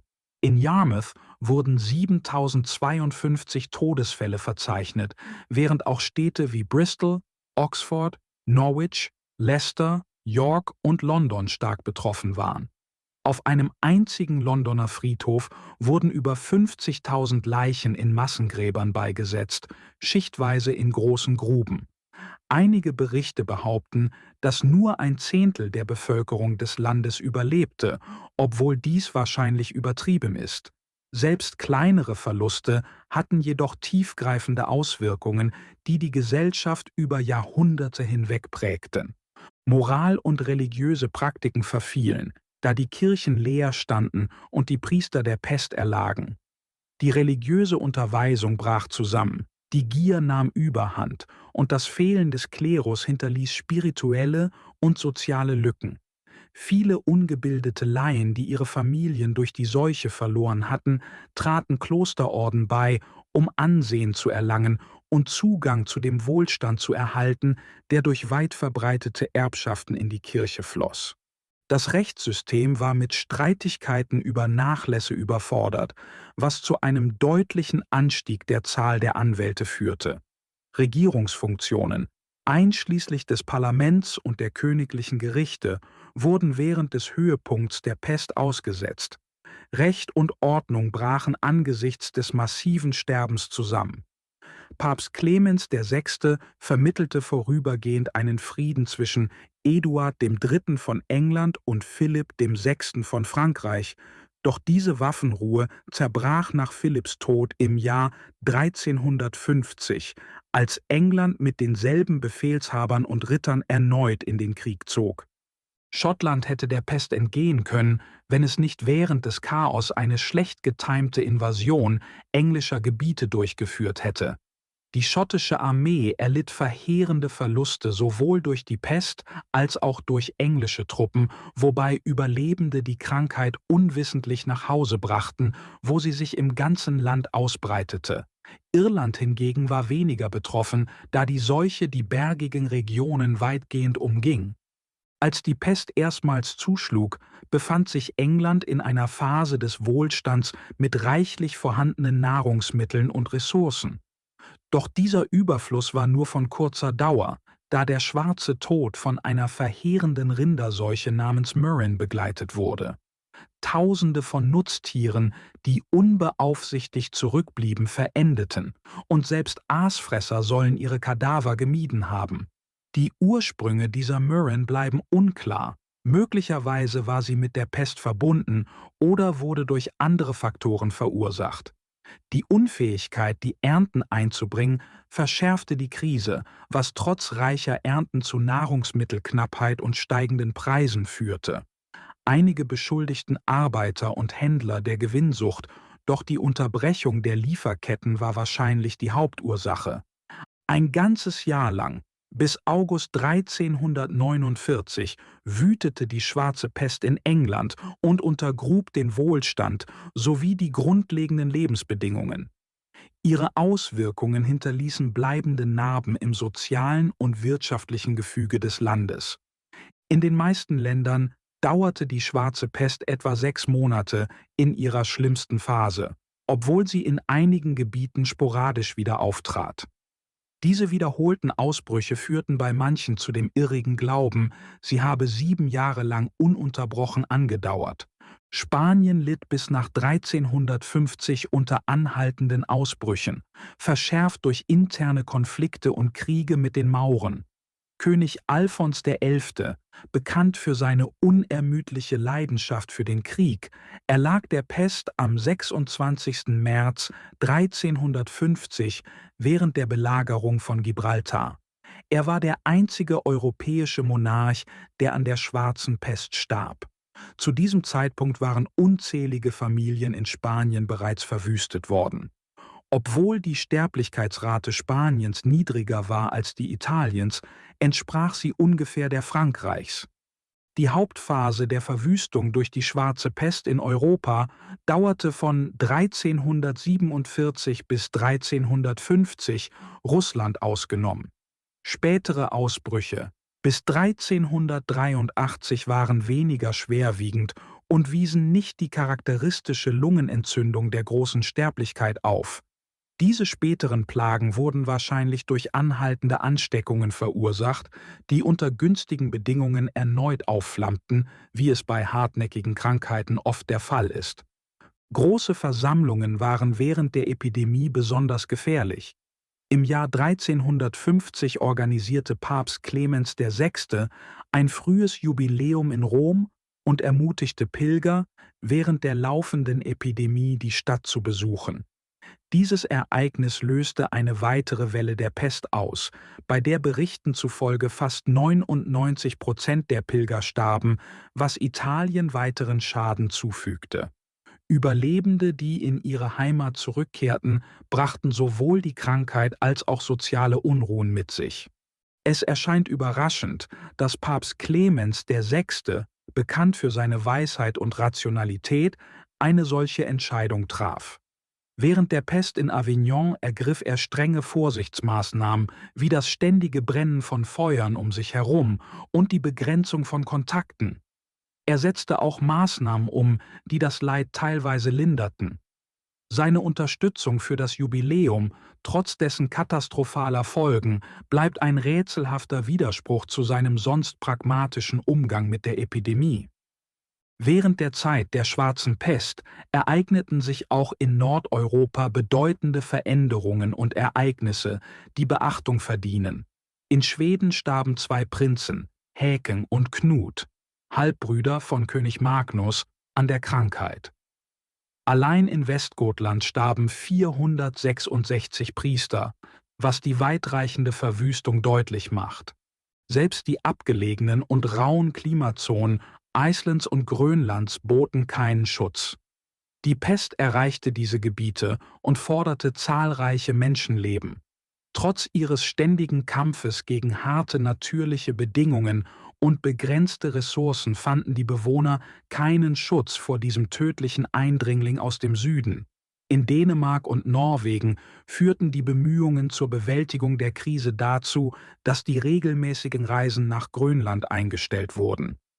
Etwa zur gleichen Zeit bildeten sich gewaltige Eisberge entlang der Küste Ostgrönlands, wahrscheinlich eine Folge umfassender geologischer Umwälzungen. Nach diesem Zeitpunkt wurden die Küste und ihre Bewohner nie wieder gesehen. In Russland erreichte die Pest erst 1351, nachdem sie durch Süd- und Nordeuropa gezogen war. Ihre Auswirkungen waren ebenso verheerend, mit weit verbreiteten Todesfällen sowie der gleichen Verzweiflung und dem Chaos wie anderswo. Auch hier gab es eilige Massengräber, begleitet von einer lähmenden Gewissheit des Todes, die die Gemeinschaften ergriff. Die Wohlhabenden verließen ihren Besitz und schenkten ihre Anwesen und Schätze Kirchen und Klöstern in der Hoffnung, göttliche Vergebung und Gnade zu erlangen. Wie in anderen Regionen brachten Angst und Schrecken familiäre Bindungen zum Schweigen. Eltern verließen ihre Kinder und Kinder ließen ihre Eltern angesichts der Pest im Stich. Die verlässlichste Schätzung deutet darauf hin, dass die schwarze Pest etwa 1/4 der europäischen Bevölkerung forderte. Wenn Europa Mitte des 18. Jahrhunderts ungefähr 210 Millionen Einwohner hatte, betrug die Bevölkerung im 14. Jahrhundert wahrscheinlich mindestens 105 Millionen, selbst bei einer konservativen Schätzung. Das bedeutet, dass Europa während der schwarzen Pest vermutlich etwa 25 Millionen Menschen verlor. Eine erschütternde Bilanz, die das demografische und soziale Gefüge des Kontinents nachhaltig veränderte. Die Widerstandsfähigkeit der menschlichen Gesellschaft zeigte sich eindrucksvoll in der Geschwindigkeit, mit der sich die Nationen von der Verwüstung der Schwarzen Pest erholten. Trotz des katastrophalen Verlusts an Menschenleben und der Umwälzungen überdauerten die Gesellschaften nicht nur, sondern entwickelten im darauffolgenden Jahrhundert neue Stärken. Dies unterstreicht die inhärente Unzerstörbarkeit der menschlichen Zivilisation. Doch zu glauben, die Pest habe keine bleibenden inneren Veränderungen hinterlassen, nur weil die äußeren Erscheinungen zur Normalität zurückkehrten, ist eine Vereinfachung. Viele Historiker haben die tiefergehenden Auswirkungen der Pest übersehen und sich stattdessen auf politische und religiöse Ereignisse konzentriert, während sie die tiefgreifende Wirkung dieser Naturkatastrophe auf den menschlichen Geist und die Gesellschaften vernachlässigten. Die Schwarze Pest war tatsächlich ein Wendepunkt, der die Entwicklung Europas maßgeblich beeinflusste. In dieser Zeit häufte die Kirche erheblichen Reichtum und Land an, sogar mehr als nach den Kreuzzügen. Doch die Geschichte hat gezeigt, dass eine solche Konzentration von Macht und Ressourcen in den Händen des Klerus oft den gesellschaftlichen Fortschritt hemmte, wie es nach der Pest deutlich wurde. Ein bemerkenswertes Phänomen nach der Schwarzen Pest war ein Anstieg der Geburtenrate. Frauen bekamen mehr Kinder und Mehrlingsgeburten, Zwillinge oder Drillinge, wurden häufiger. Dieses Muster, das nach vielen verheerenden Pandemien beobachtet wurde, verdeutlicht eine natürliche regenerative Kraft in der menschlichen Biologie. Dennoch wurde von Zeitgenossen eine seltsame Beobachtung gemacht. Man behauptete, Kinder, die nach der Pest geboren wurden, hätten weniger Zähne als zuvor. Diese Überzeugung entstand aus der Beobachtung, dass Kinder typischerweise 20 bis 22 Zähne entwickelten, im Gegensatz zur irrigen Annahme, frühere Generationen hätten mehr gehabt. Einige Schriftsteller, wie der Arzt Savonarola in Ferrara, verbreiteten die Idee einer Unvollkommenheit nach der Pest, die spätere Generationen fälschlicherweise als Tatsache betrachteten. Trotz dieser tiefgreifenden Veränderungen fand das Leben allmählich wieder seinen Rhythmus. Zwar trugen die Menschen ihre Trauer in sich, doch wandten sie sich letztlich der Zukunft zu, umarmten neue Möglichkeiten und konzentrierten sich auf den Wiederaufbau. Die Schwarze Pest, eine beispiellose Katastrophe, wurde zu einem weiteren Kapitel der Geschichte, dessen tiefgreifende Lektionen und bleibende Auswirkungen dauerhaft in das sich entwickelnde soziale Gefüge Europas eingewebt wurden. Kapitel 4 – Die Bruderschaft des Kreuzes. Die Schwarze Pest verursachte einen tiefgreifenden psychologischen Schock in den Nationen, wie ihn die Menschheit zuvor noch nie erlebt hatte. Für viele bedeutete das Auftreten der Krankheit den sicheren Tod, und allein die Angst davor forderte zahlreiche Opfer, noch bevor die Krankheit selbst zuschlug. Selbst die Tapfersten verloren ihr Sicherheitsgefühl, und als das Vertrauen in die Zukunft schwand, begannen die Bande, die Familien und Gemeinschaften vereinten, sich aufzulösen. Für die Gläubigen war dies eine Zeit, sich von weltlichen Sorgen zu lösen und sich auf die Ewigkeit zu konzentrieren, Trost im Glauben und in der Verheißung des geistlichen Heils zu suchen. Reue ergriff viele, die ihre letzten Stunden den christlichen Tugenden widmeten und hofften, für ihre Sünden zu büßen. Die Aussicht auf den Tod schärfte ihren Blick auf das Jenseits, und selbst Kinder, deren Reinheit das Beste der menschlichen Natur widerspiegelt, wurden oft dabei gesehen, wie sie ihrem Ende mit Gebeten und Liedern des Dankes entgegentraten. Die kollektive Angst und Sorge inspirierten viele dazu, ihr Leben neu zu bewerten. Sünder suchten Vergebung, gaben gestohlene Güter zurück und versöhnten sich mit ihren Nachbarn und Gott. Die allgegenwärtige Bedrohung des Todes ermutigte Eltern, ihre Kinder im Gebet und in der Unterwerfung unter den göttlichen Willen anzuleiten, während Nachbarn einander mit gegenseitigen Ermahnungen und geistlichem Beistand unterstützten. Viele Menschen, darunter auch junge Kinder, bereiteten sich mit einer Haltung geistiger Bereitschaft auf den Tod vor und fanden Frieden in Gebeten oder Lobeshymnen. Diese Zeit offenbarte auch die Höhen menschlicher Tugend, da unzählige Akte von Selbstlosigkeit und Mut im Verborgenen stattfanden. Leider blieben diese edlen Taten oft unbemerkt und wurden schnell vergessen, ohne einen bleibenden Eindruck in den historischen Ereignissen zu hinterlassen. Im Gegensatz dazu gediehen Heuchelei, Fanatismus und Egoismus im Chaos. Diese negativen Kräfte verzerrten das echte geistliche Erwachen in öffentliche Bußakte, die oft an Aufrichtigkeit fehlten oder in ungezügelten Eifer ausarteten. Im 14. Jahrhundert hatten klösterliche Institutionen weiterhin großen Einfluss und die Kirche verfügte über erhebliche Macht. Religiöse Orden und Bruderschaften genossen tiefen Respekt und die Autorität der Hierarchie war beeindruckend. Doch die intensiven öffentlichen Bußrituale, die während der Pest entstanden, entfernten sich oft von einem echten Glauben. Was zunächst wie aufrichtige Bemühungen um Erlösung aussah, verkehrte sich häufig in selbstbezogene Rituale. Diese übertriebenen Bußakte förderten schließlich den Widerstand gegen die etablierte Kirche, die bereits durch ihre veralteten Strukturen geschwächt war, und ebneten den Weg für zukünftigen Widerspruch und Reformen. Vielleicht sprach ein Schriftsteller, der den Atem des Todes in seinem Nacken spürte, mit sich selbst: Ist es das, was nötig ist, damit die Menschheit sich an ihren Schöpfer erinnert? Eine so gewaltige Seuche, dass jeder Atemzug zu einem Gebet wird, jeder Herzschlag zu einem Flehen um Gnade? Ich sehe sie jetzt, die Reichen und die Armen gleichermaßen, die ihrer weltlichen Unterschiede entblößt Seite an Seite knien. Einige schreien nach Vergebung, ihre Stimmen zittern vor Verzweiflung, während andere, selbst in ihren letzten Momenten, die Maske des Stolzes tragen und sich weigern, sich dem zu beugen, was sie als göttliches Urteil sehen. Aber was ist mit denen, die keine Sünden haben, die es zu bereuen gilt? Die Kinder, ihre Gesichter blass, aber gelassen, singen Hymnen, als wären sie bereits von Engeln getragen? Verstehen sie die Schwere dessen, was sie erwartet, oder bleibt ihnen die Last der Angst durch ihre Unschuld erspart? Und dann sind da die anderen, die Heuchler und Fanatiker, die diese Tragödie in ein Spektakel verwandeln. Sie geißeln sich auf den Straßen, nicht für Gott, sondern für die Augen der Menschen, in der Hoffnung, dass ihr Leiden ihnen irdisches Lob einbringt.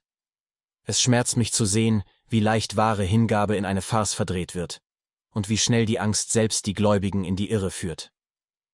Doch frage ich mich, ist diese Katastrophe nicht auch ein Prüfstein unseres Glaubens? Für jede Tat des Egoismus sehe ich ein Dutzend Akte stiller Tapferkeit. Mütter, die die Sterbenden pflegen, ohne an ihre eigene Sicherheit zu denken, Nachbarn, die das letzte Stück Brot teilen, und Väter, die ihre Kinder das Beten lehren, selbst während der Tod über ihnen schwebt. Vielleicht offenbart die Pest am Ende nicht nur die Dunkelheit in uns, sondern auch das Licht. Und es ist dieses Licht, an dem wir festhalten müssen, selbst wenn die Schatten sich um uns schließen. Während der weit verbreiteten Trauer und des Chaos, das die schwarze Pest verursachte, entstand eine Bewegung namens Bruderschaft der Geißler, die zunächst in Ungarn und später in Deutschland aufkam. Diese Gruppen, auch als Bruderschaft des Kreuzes oder Kreuzträger bekannt, suchten Sühne für die Sünden der Menschheit und beteten um Erleichterung von der Pest. Ursprünglich bestehend aus Menschen der unteren Gesellschaftsschichten, die von echter Reue oder dem Wunsch nach Ablenkung motiviert waren, wuchs die Bewegung an Größe und Einfluss. Mit der Zeit schlossen sich auch Adlige, Geistliche, Frauen und sogar Kinder an, die von der kollektiven Leidenschaft ergriffen wurden. Die Geißler zogen in organisierten Prozessionen durch Städte, gekleidet in düstere Gewänder, die mit roten Kreuzen auf Brust, Rücken und Kopfbedeckungen verziert waren. Sie trugen Geißeln mit Eisenspitzen, mit denen sie sich zur Buße selbst geißelten. Ihre Prozessionen wurden von Anführern, Sängern, Bannern aus Samt oder Goldstoff und brennenden Kerzen begleitet. Beim Einzug in die Städte läuteten Glocken und Menschen versammelten sich, um ihre Hymnen und Selbstkasteiungen zu beobachten, oft zu Tränen gerührt von diesem Schauspiel. Im Jahr 1349 zogen 200 Geißler nach Straßburg, wo sie mit Begeisterung empfangen und von den Bürgern beherbergt wurden. Ihre Zahl wuchs schnell auf über 1000 und sie teilten sich in Gruppen auf, die nach Norden und Süden reisten. Über Monate hinweg trafen wöchentlich neue Gruppen ein, während Kinder und Erwachsene ihre Familien verließen, um sich ihnen anzuschließen. Doch als Zweifel an ihrer Heiligkeit aufkamen, begannen Städte, ihre Häuser und Kirchen für die Geißler zu verschließen.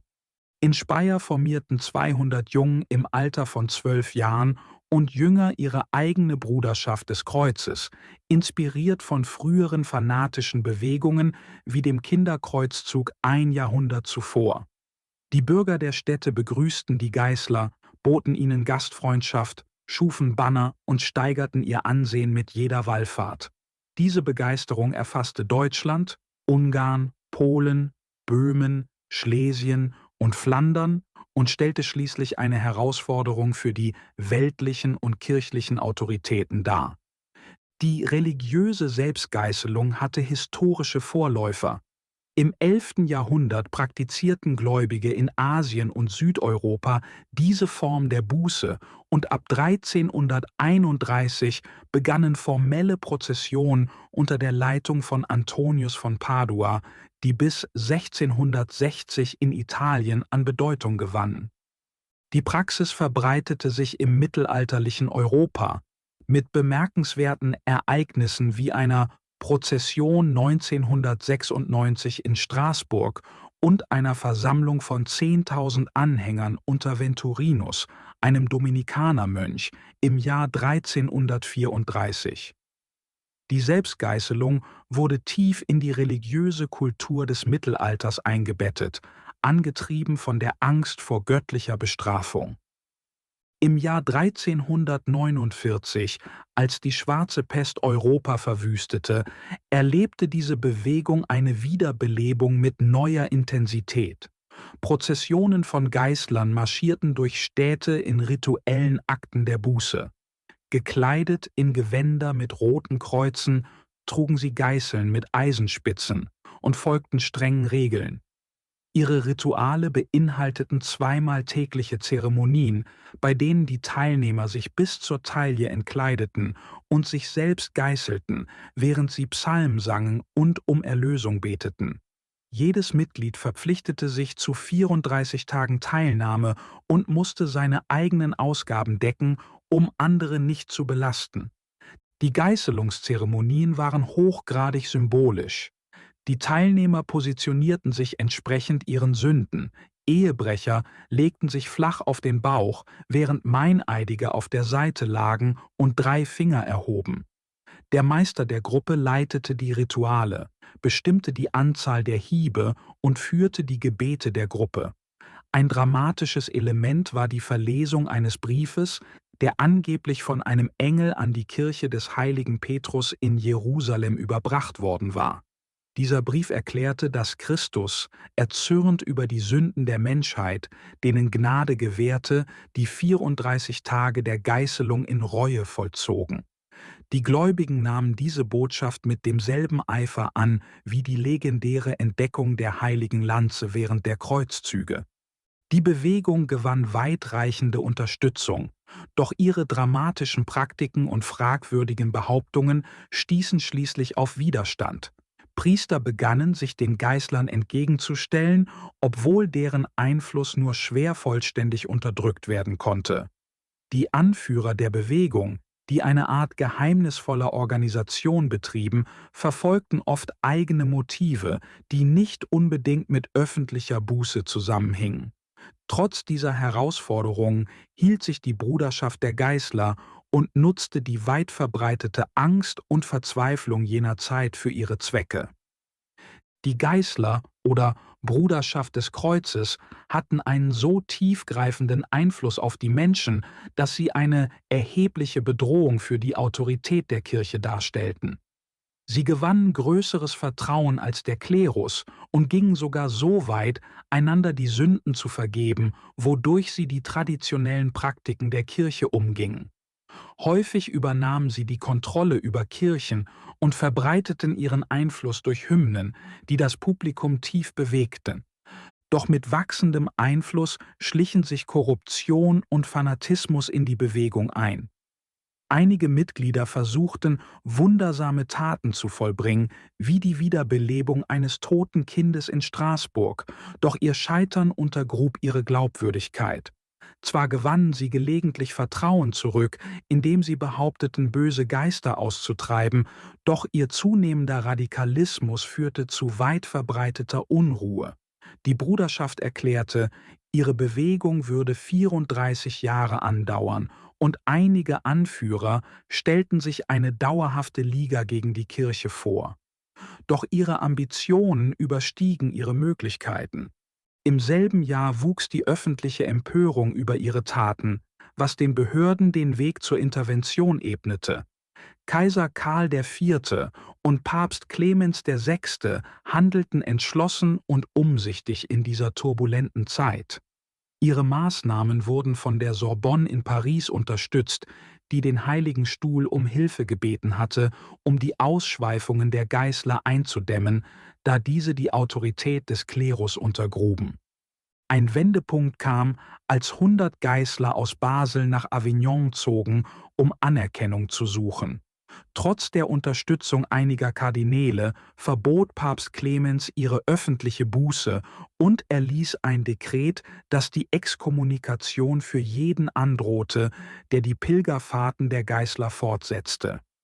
In Frankreich verbot auch König Philipp VI., unterstützt von der Sorbonne, ihre Aktivitäten. Anderswo reagierten die Behörden mit Härte.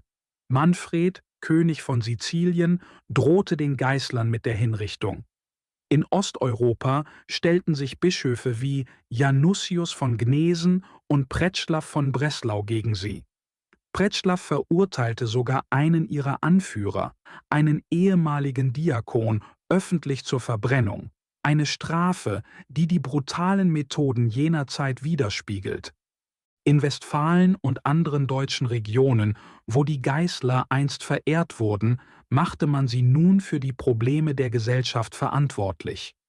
Die Bruderschaft wurde gnadenlos verfolgt und gejagt, was den Niedergang einer Bewegung markierte, die einst Ehrfurcht und Hingabe inspiriert hatte, letztlich aber an ihren Exzessen und dem entschlossenen Widerstand der kirchlichen und weltlichen Autoritäten scheiterte.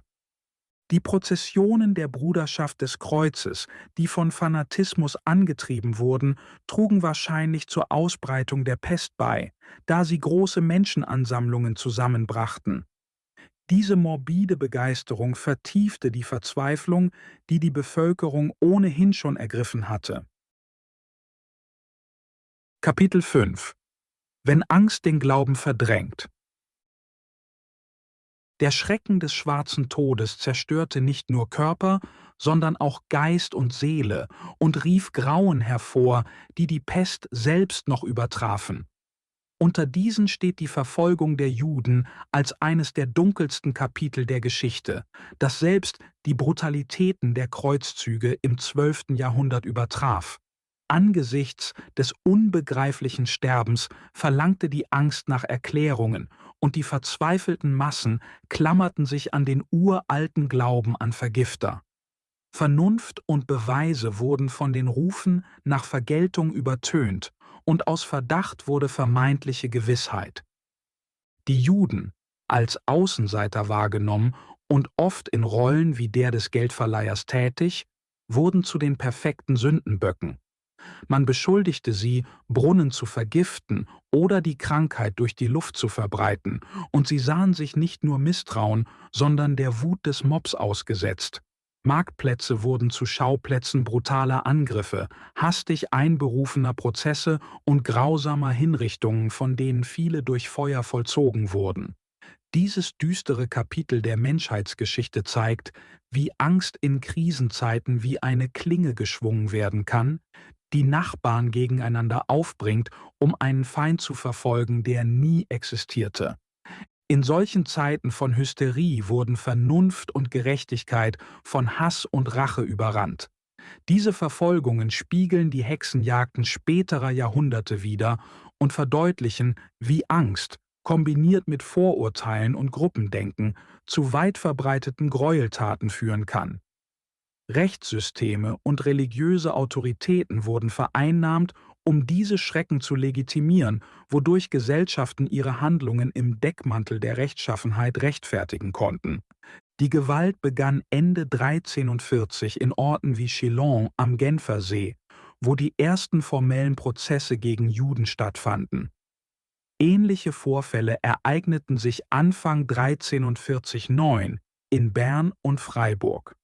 Unter Folter gestanden viele Juden Verbrechen, die sie nicht begangen hatten, und diese Geständnisse wurden als Schuldbeweise herangezogen. Der angebliche Fund von Gift in einem Brunnen in Zoffingen schürte die Panik weiter und überzeugte die Massen von der Schuld der Juden. Diese erzwungenen Geständnisse erinnerten an die späteren Eingeständnisse von Hexen unter Zwang. Selbst wenn einzelne Personen aus Rache oder Verzweiflung handelten, entsprangen die umfassenden Anschuldigungen und Hinrichtungen einer Massenhysterie und tief verwurzelten Vorurteilen. Die wahren Schuldigen in diesen Ereignissen waren nicht die Beschuldigten, sondern die Verfolger, die ihre Angst und ihren Hass über Gerechtigkeit und Menschlichkeit stellten. Diese Ereignisse bleiben eine eindringliche Erinnerung daran, wie leicht Gesellschaften in Gewalt abgleiten können, wenn sie von Ignoranz und Vorurteilen getrieben werden. Im Herbst 1348 verbreiteten sich Angst und Panik vor angeblichen Vergiftungen schnell in ganz Europa, insbesondere in Deutschland. Brunnen und Quellen wurden versiegelt, um ihre Nutzung zu verhindern, und die Menschen waren gezwungen, ausschließlich Fluss- und Regenwasser zum Trinken und Kochen zu verwenden. Stadttore wurden streng bewacht, und nur vertrauenswürdige Personen erhielten Zutritt. Wurde ein Fremder mit Medikamenten oder Gegenständen gefunden, die als giftig angesehen werden konnten, oft für den persönlichen Gebrauch, wurde er gezwungen, sie einzunehmen, um ihre Harmlosigkeit zu beweisen. Dieses Klima der Angst und des Misstrauens eskalierte zu weit verbreitetem Hass gegen die Juden, die beschuldigt wurden, die Wasserversorgung zu vergiften. Edelleute und einfache Leute schworen gleichermaßen, die jüdische Bevölkerung mit allen Mitteln auszurotten. Schutz für Juden war selten, und in den meisten Gegenden Deutschlands wurden sie wie Gesetzlose behandelt. In Städten wie Bern riefen Beamte benachbarte Orte wie Basel, Freiburg und Straßburg dazu auf, gegen die jüdische Bevölkerung vorzugehen. Obwohl einige lokale Führer sich diesen Forderungen widersetzten, zwang in Basel der öffentliche Druck die Behörden, alle Juden in der Stadt zu verbrennen und weiteren Juden für 200 Jahre den Zugang zu verwehren. Die Juden von Basel wurden in eine eigens dafür gebaute Holzstruktur gesperrt und lebendig verbrannt, ohne dass ein Prozess stattfand. Ähnliche Gräueltaten ereigneten sich in Freiburg. Ein formeller Rat in Benfeld im Elsass brachte Bischöfe, Fürsten, Barone und Stadtabgeordnete zusammen, um über die jüdische Bevölkerung zu beraten. Als die Vertreter Straßburgs argumentierten, es gebe keine Beweise gegen die Juden, verwiesen andere auf Maßnahmen wie das Abdecken von Brunnen und das Entfernen von Wassereimern als angebliche Schuldbeweise. Der Rat erließ ein Ausrottungsdekret, das die Öffentlichkeit bereitwillig ausführte. In vielen Fällen wurden Juden lebendig verbrannt oder verbannt, was sie zwang, aufs Land zu fliehen, wo sie weiterer Gewalt ausgesetzt waren. In Speyer trieb die jüdische Gemeinde aus Verzweiflung ihre eigenen Häuser in Brand und starb gemeinsam mit ihren Familien. Überlebende wurden zur Konversion zum Christentum gezwungen. während die Leichen der Ermordeten in Weinfässer gesteckt und in den Rhein geworfen wurden, um die Luft nicht zu verunreinigen. In Straßburg wurden 2000 Juden auf einem Gerüst verbrannt, das auf ihrem eigenen Begräbnisplatz errichtet worden war. Einige, die sich bereit erklärten, zum Christentum zu konvertieren, wurden verschont und ihre Kinder wurden ihnen weggenommen. Manche Frauen, deren Jugend und Schönheit sie retteten, wurden gegen ihren Willen den Flammen entrissen. Andere, die von den Scheiterhaufen flohen, wurden auf den Straßen gejagt und getötet. Der Senat entschied, alle Schulden bei jüdischen Geldverleihern zu erlassen und Sicherheiten sowie Schuldverschreibungen an die Schuldner zurückzugeben. Vermögen, das von der jüdischen Gemeinde beschlagnahmt wurde, wurde unter den örtlichen Arbeitern verteilt. Doch einige Menschen, die von dem Blutvergießen und der Gier angewidert waren, lehnten es ab, dieses Geld anzunehmen, das sie als befleckt betrachteten. Viele entschieden sich stattdessen, diese Mittel auf Rat ihrer Beichtväter an Klöster zu spenden. In Städten entlang des Rheins hielt die Gewalt gegen Juden monatelang an. Nach dem Ende des Chaos versuchte man, die Gräueltaten zu rechtfertigen, indem Materialien aus zerstörten jüdischen Häusern und Grabsteinen genutzt wurden, um Kirchen zu reparieren und Glockentürme zu errichten. In Mainz wurden rund 12.000 Juden erbarmungslos ermordet. Als die Geißler im August eintrafen, eskalierten die Spannungen zwischen Juden und Christen zu Gewalt. Im Bewusstsein, hoffnungslos in der Unterzahl zu sein und der sicheren Vernichtung gegenüberzustehen, setzten viele Juden ihre Häuser in Brand und starben gemeinsam mit ihren Familien, anstatt geschlachtet zu werden. Ähnliche tragische Ereignisse spielten sich in anderen Städten ab. Die Anwesenheit der Geißler schürte oft Massaker, und eine düstere Mischung aus religiösem Eifer und Gewalt trieb viele Juden dazu, lieber als Märtyrer zu sterben, als zu konvertieren. In Esslingen entschied sich die jüdische Gemeinde für kollektiven Suizid, indem sie ihre Synagoge in Brand setzte und gemeinsam darin starb. Mütter, die verzweifelt versuchten, ihre Kinder vor der erzwungenen Konversion zu retten, warfen sie in die Flammen, bevor sie selbst in den Tod folgten. Ähnliche Akte von Verzweiflung und Widerstand breiteten sich 1349 in ganz Deutschland, Italien und Frankreich aus. Dieses Jahr markierte ein erschütterndes Kapitel ungezügelter Brutalität, Gier und religiösem Fanatismus. Anstatt sich im gemeinsamen Leid über die Verwüstungen der Pest zu vereinen, verfielen die Gemeinschaften in Chaos und Blutvergießen. Die Gewalt beschränkte sich nicht auf ungebildete Mobs. Viele, die eigentlich Führung und Vernunft hätten bieten sollen, Menschen mit höherer Bildung und gesellschaftlichem Ansehen, spielten eine aktive Rolle dabei, die Gräueltaten anzustacheln, indem sie Mobs anführten, um zu morden und zu plündern. Selbst Juden, die zum Christentum konvertierten, um ihr Leben zu retten, wurden später derselben falschen Verbrechen beschuldigt und verbrannt. Christen, die Juden aus Mitgefühl oder finanziellen Interessen Unterschlupf gewährten, wurden ebenfalls gefoltert und zusammen mit ihnen hingerichtet.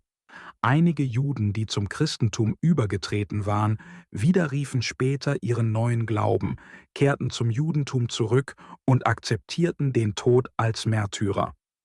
Die Handlungen von Papst Clemens VI. Heben sich in dieser Zeit als seltene Beispiele von Menschlichkeit und Vernunft hervor. Trotz des überwältigenden Zorns der Bevölkerung schützte Clemens die Juden in Avignon so gut er konnte. Er erließ 2 offizielle Dekrete, in denen er ihre Unschuld erklärte und die Christen aufforderte, die grundlosen Verfolgungen einzustellen. Leider hatten seine Bemühungen nur begrenzte Wirkung. Auch Kaiser Karl IV. Versuchte, jüdische Gemeinschaften zu schützen und ihre Zerstörung zu verhindern, stieß jedoch auf erhebliche Hindernisse. Er konnte es sich nicht leisten, die mächtigen böhmischen Adligen offen zu konfrontieren, die die Gelegenheit nutzten, ihre Schulden bei jüdischen Gläubigern unter dem Vorwand kaiserlicher Befehle zu annullieren. Papst Clemens VI. Erklärte: Meine geliebten Kinder in Christus, es ist mir zugetragen worden, dass abscheuliche Anschuldigungen, geboren aus Unwissenheit und angeheizt von Angst, gegen unsere jüdischen Brüder in dieser Zeit großer Bedrängnis erhoben wurden. Die schwarze Pest, eine Geißel, die niemanden verschont, hat Christen und Juden gleichermaßen heimgesucht, Tod und Verzweiflung über die Welt gebracht durch das geheimnisvolle und verborgene Urteil Gottes. Doch in dieser Stunde gemeinsamen Leidens haben einige unter uns, verführt von jenem Lügner, dem Teufel, fälschlicherweise den Juden, diese Pest zugeschrieben und sie abscheulicher Verbrechen, wie der Vergiftung von Brunnen, beschuldigt. Ich muss mit Klarheit und Autorität sprechen. Solche Anschuldigungen sind grundlos und falsch. Die Pest unterscheidet nicht zwischen Juden und Christen, sie hat alle Völker verwüstet, unabhängig von ihrem Glauben oder ihrer Herkunft. Es kann nicht wahr sein, dass die Juden die Ursache oder der Anlass dieses Leidens sind, denn sie haben ebenso schwer gelitten und ihre Lieben an dieselbe Krankheit verloren, die auch die Christenheit verwüstet. Es erfüllt mich mit tiefer Sorge zu hören, dass Gewalt als Reaktion auf diese Lügen ausgebrochen ist. Pogrom, Vertreibungen und Massenmorde sind Verbrechen, nicht nur gegen die Juden, sondern gegen Gott selbst. Diese Akte der Brutalität entspringen nicht der Gerechtigkeit, sondern der Sünde. Denn kein Christ hat das Recht, die Juden zu verletzen, zu töten oder ihren Besitz an sich zu nehmen, ohne das ordentliche Urteil ihrer rechtmäßigen Herren. Ebenso darf kein Christ einen Juden mit Gewalt oder Zwang zur Taufe drängen, denn solche Taten widersprechen dem Willen unseres Herrn. Ich ermahne alle Erzbischöfe, Bischöfe und Kirchenführer, sich gegen dieses Unrecht zu erheben. Ihr seid verpflichtet, die Unschuldigen zu schützen und euch in stärksten Worten gegen diese Gräueltaten auszusprechen. Lasst es bekannt sein, dass jeder, der unseren jüdischen Brüdern Schaden zufügt, dem Zorn dieses heiligen Stuhls und der Verdammnis Gottes des Allmächtigen entgegensteht. An die Juden von Avignon und darüber hinaus, ich gewähre euch den Schutz des Papsttums. In dieser Stadt, in der so viele gestorben sind, verspreche ich, dass ihr Zuflucht finden werdet. Niemand soll es wagen, den Frieden zu brechen, den ich über euch verhänge.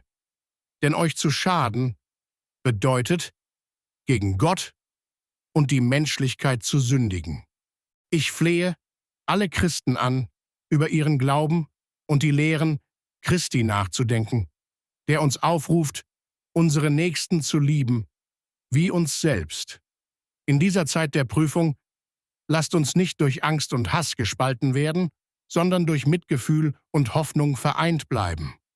Möge der Herr uns die Weisheit schenken, die Lügen des Teufels zu durchschauen und die Stärke, Gerechtigkeit und Barmherzigkeit aufrecht zu erhalten. Nachdem er die Anordnungen des Papstes gelesen hatte, blickte vielleicht ein Bischof aus seinem Fenster zum Himmel und schüttete Gott sein Herz aus. Wie soll ein Hirte seine Herde führen, wenn die Felder voller Tod sind?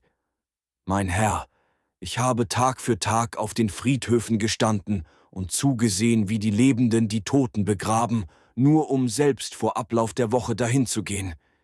Ich habe Mütter gesehen, die ihre Kinder in die Erde senkten, nur um Tage später neben ihnen zu liegen.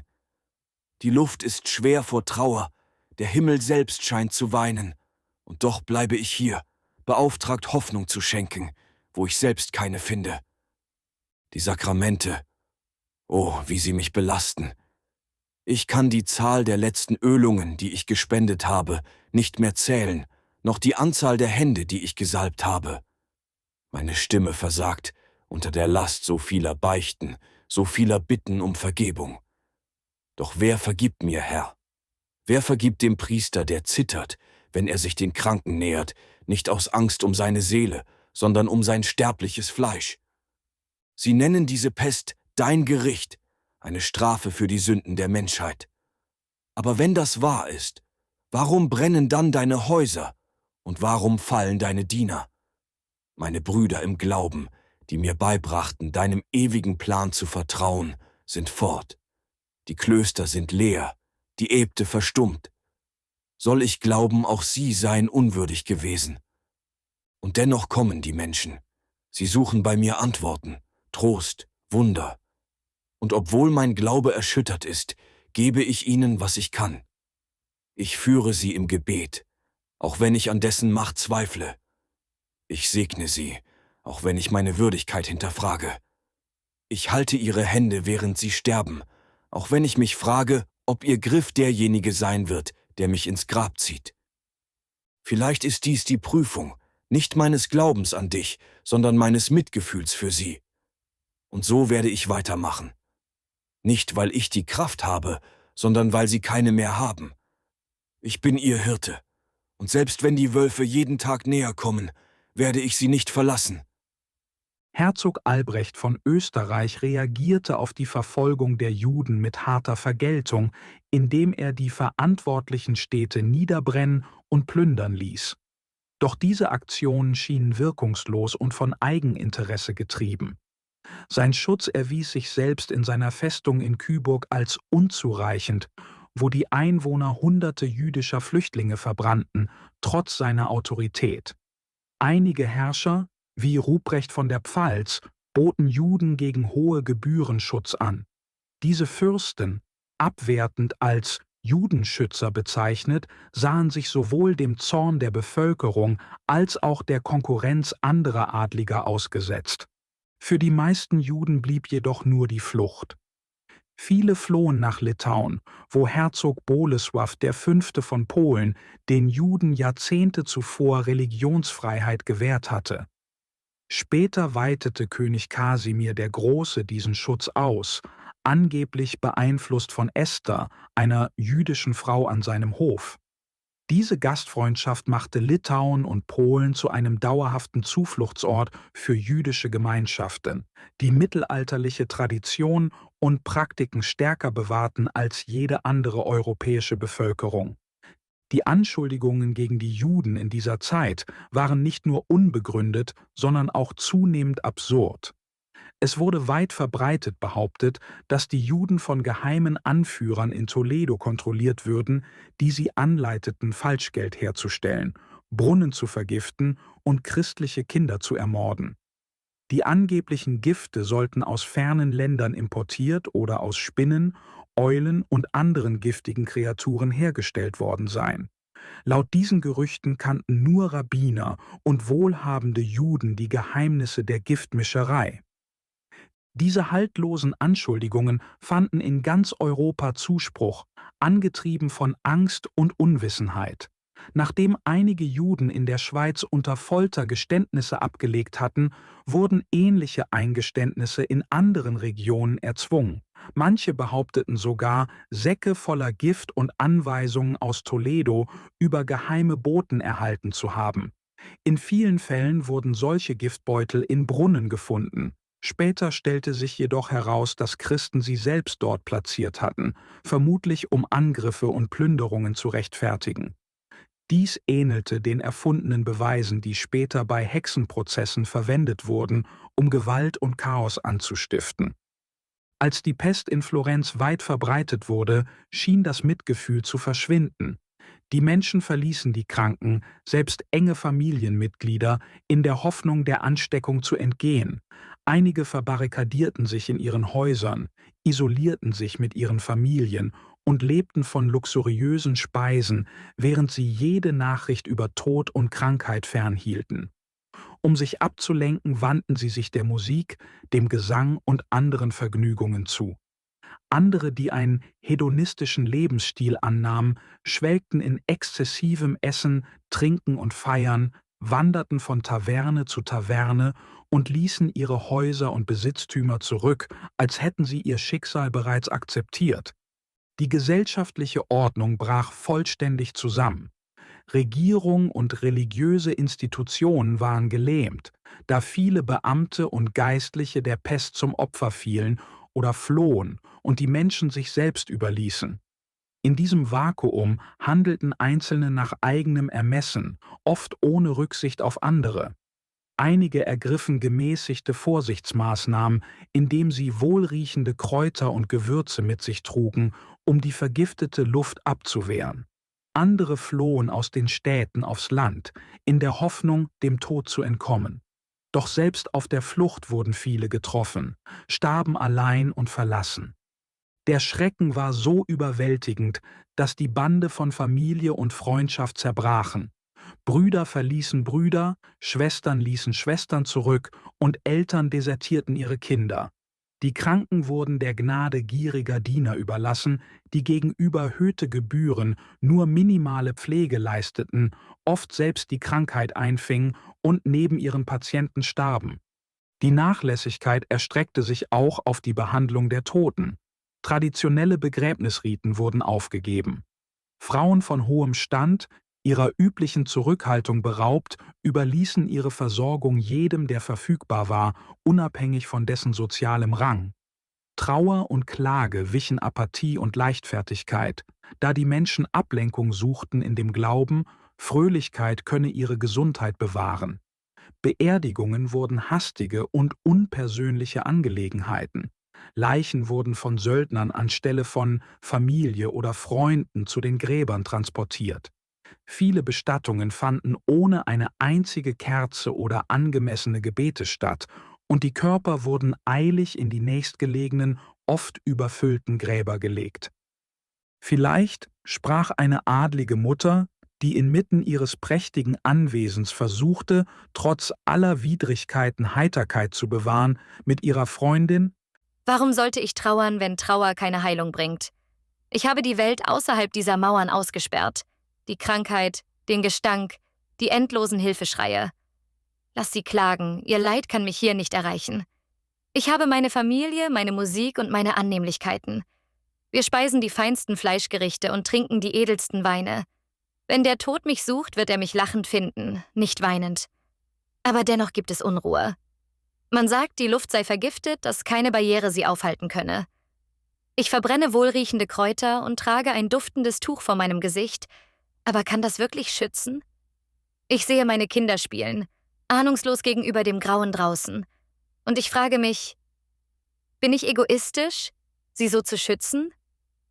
Oder ist dies die einzige Güte, die ich in einer Welt anbieten kann, die jede Gnade verloren hat? Das Leid der Armen war noch größer. Ohne Ressourcen oder Alternativen blieben sie oft in ihren Häusern oder Vierteln und starben in erschreckend hoher Zahl.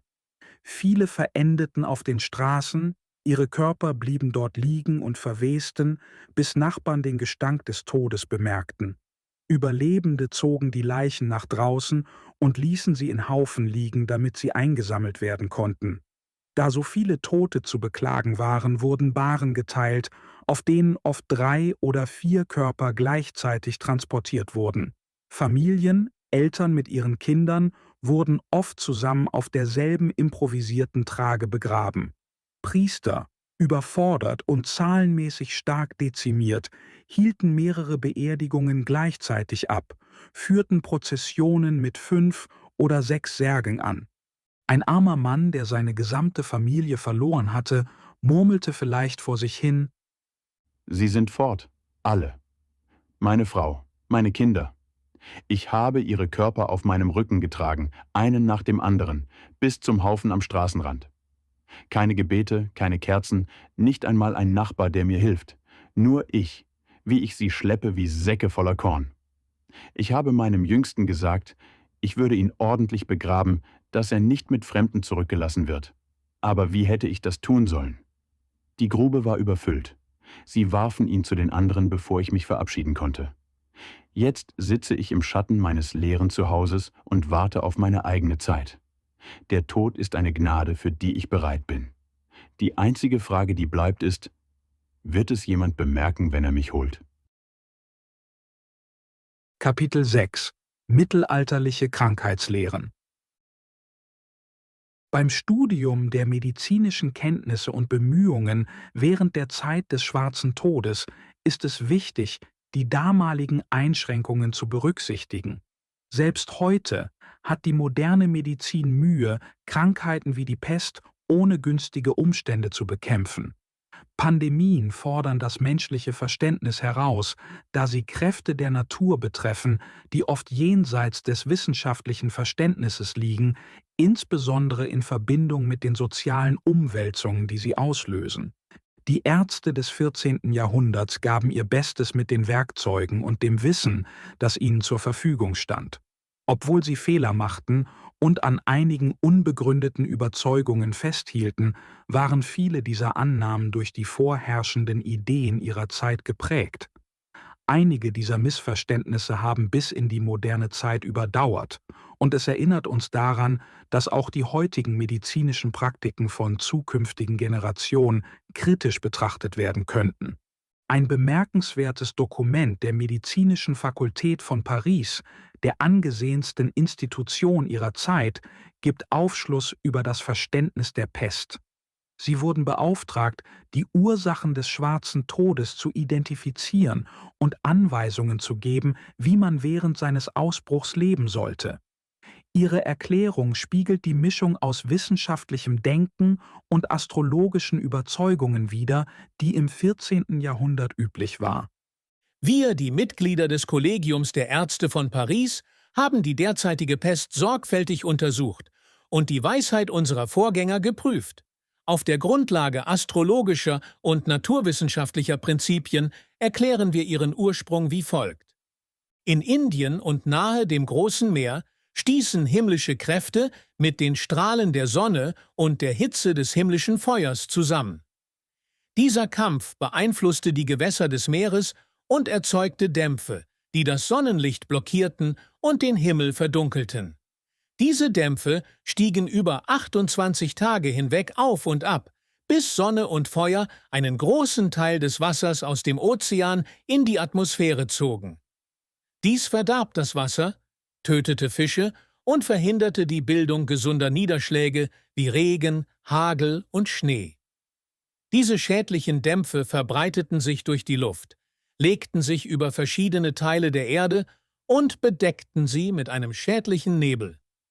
Dieses Phänomen beeinflusste Regionen in Arabien, Teilen Indiens, Kreta, Mazedonien, Ungarn, Albanien und Sizilien. Sollten ähnliche Bedingungen in Sardinien auftreten, könnte niemand überleben. Diese Bedrohung wird überall dort anhalten, wo die verdorbenen Seewinde aus Indien wehen. Es sei denn, bestimmte Vorsichtsmaßnahmen werden getroffen oder göttliche Gnade greift ein, um Leben zu retten. Wir glauben, dass die Sternenkonstellationen im Einklang mit der Natur bestrebt sind, die Menschheit zu schützen.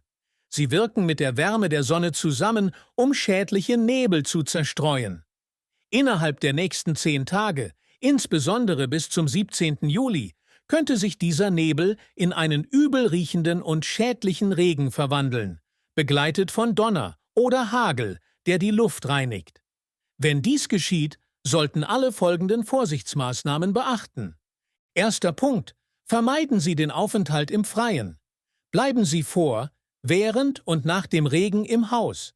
Meiden Sie die Felder 3 Tage lang, nachdem der Boden vollständig getrocknet ist. Zweites: Verbrennen Sie schützende Kräuter. Entzünden Sie große Feuer mit Rebenholz, grünem Lorbeer, Wermut, Kamille oder ähnlichen Pflanzen an öffentlichen Plätzen und in Häusern, um die Luft zu reinigen. Dritte: Behalten Sie eine einfache Diät bei. Vermeiden Sie Geflügel, Wasservögel, junges Schweinefleisch, altes Rindfleisch und fetthaltige Fleischsorten.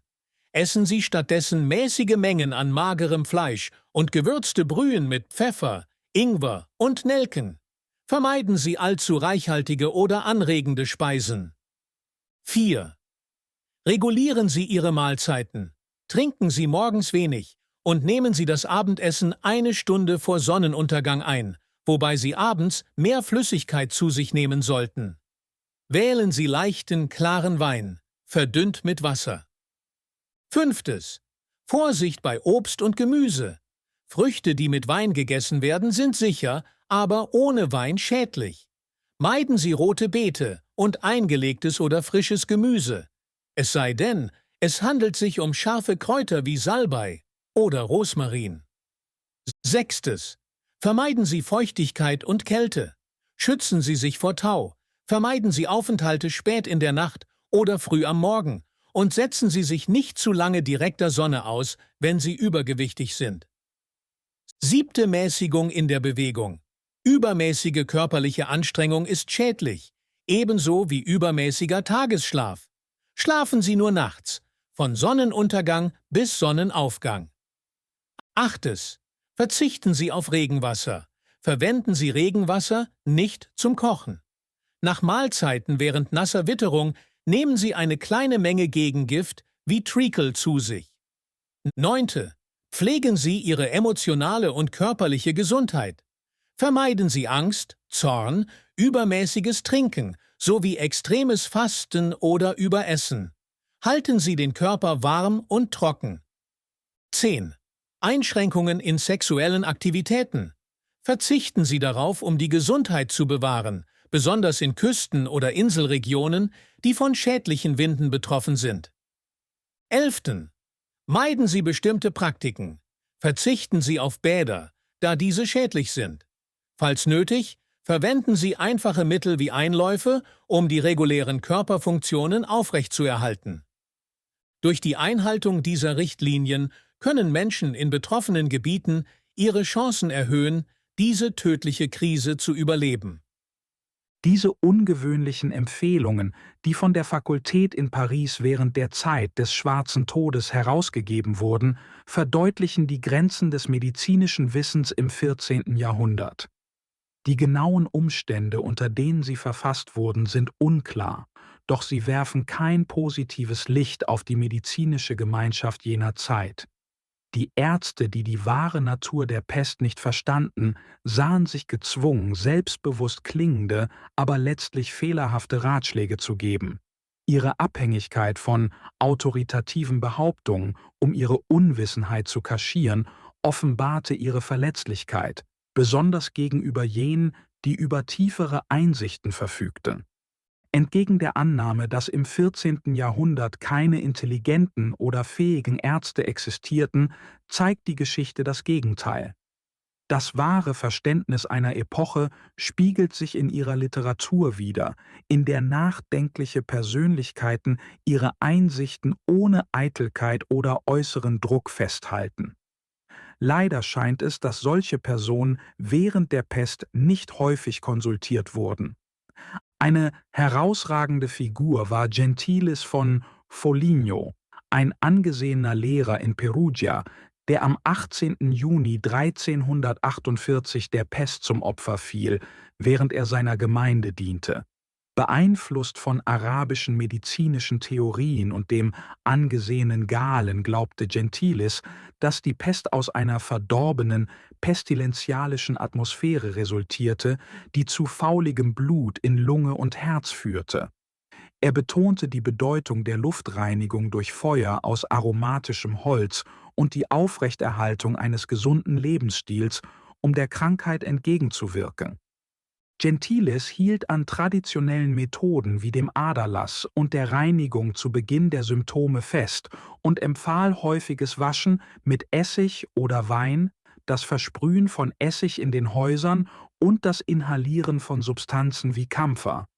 Sein Ansatz spiegelte den Glauben wider, dass die Krankheit durch verdorbenes Blut verbreitet wurde und dass eine ordnungsgemäße Hygiene sowie Luftreinigung ihre Auswirkungen mildern könnten.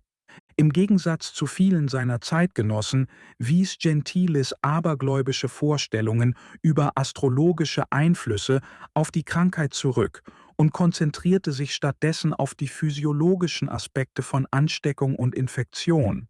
Er erkannte die Ausbreitung der Krankheit von einer Region zur nächsten und war fest von ihrer ansteckenden Natur überzeugt, selbst durch bloße Nähe zu Infizierten.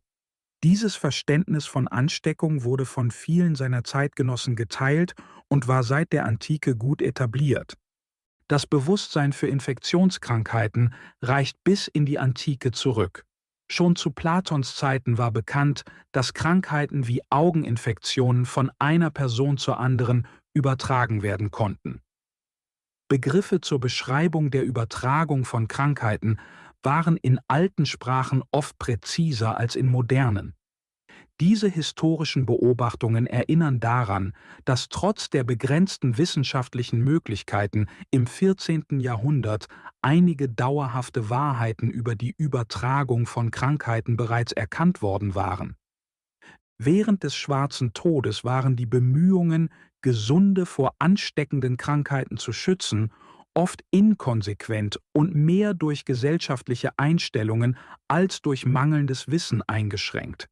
Bereits in der Antike hatten Ärzte den Wert der Isolierung von Kranken zur Eindämmung von Krankheiten erkannt.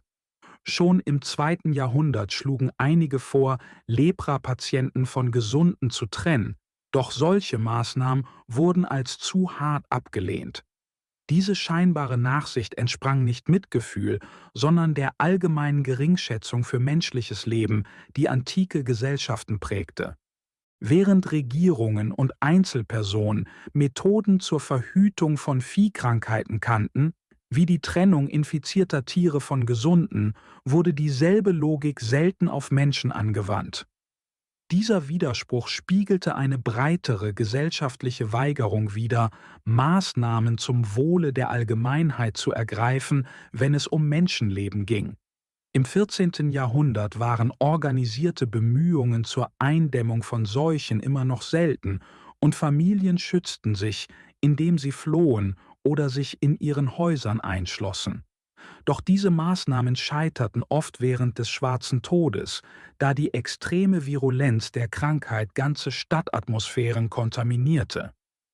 Eine vorgeschlagene Methode zur Bekämpfung der Pest war die öffentliche Reinigung der Luft durch große Feuer, eine Praxis, die aus der Antike übernommen wurde.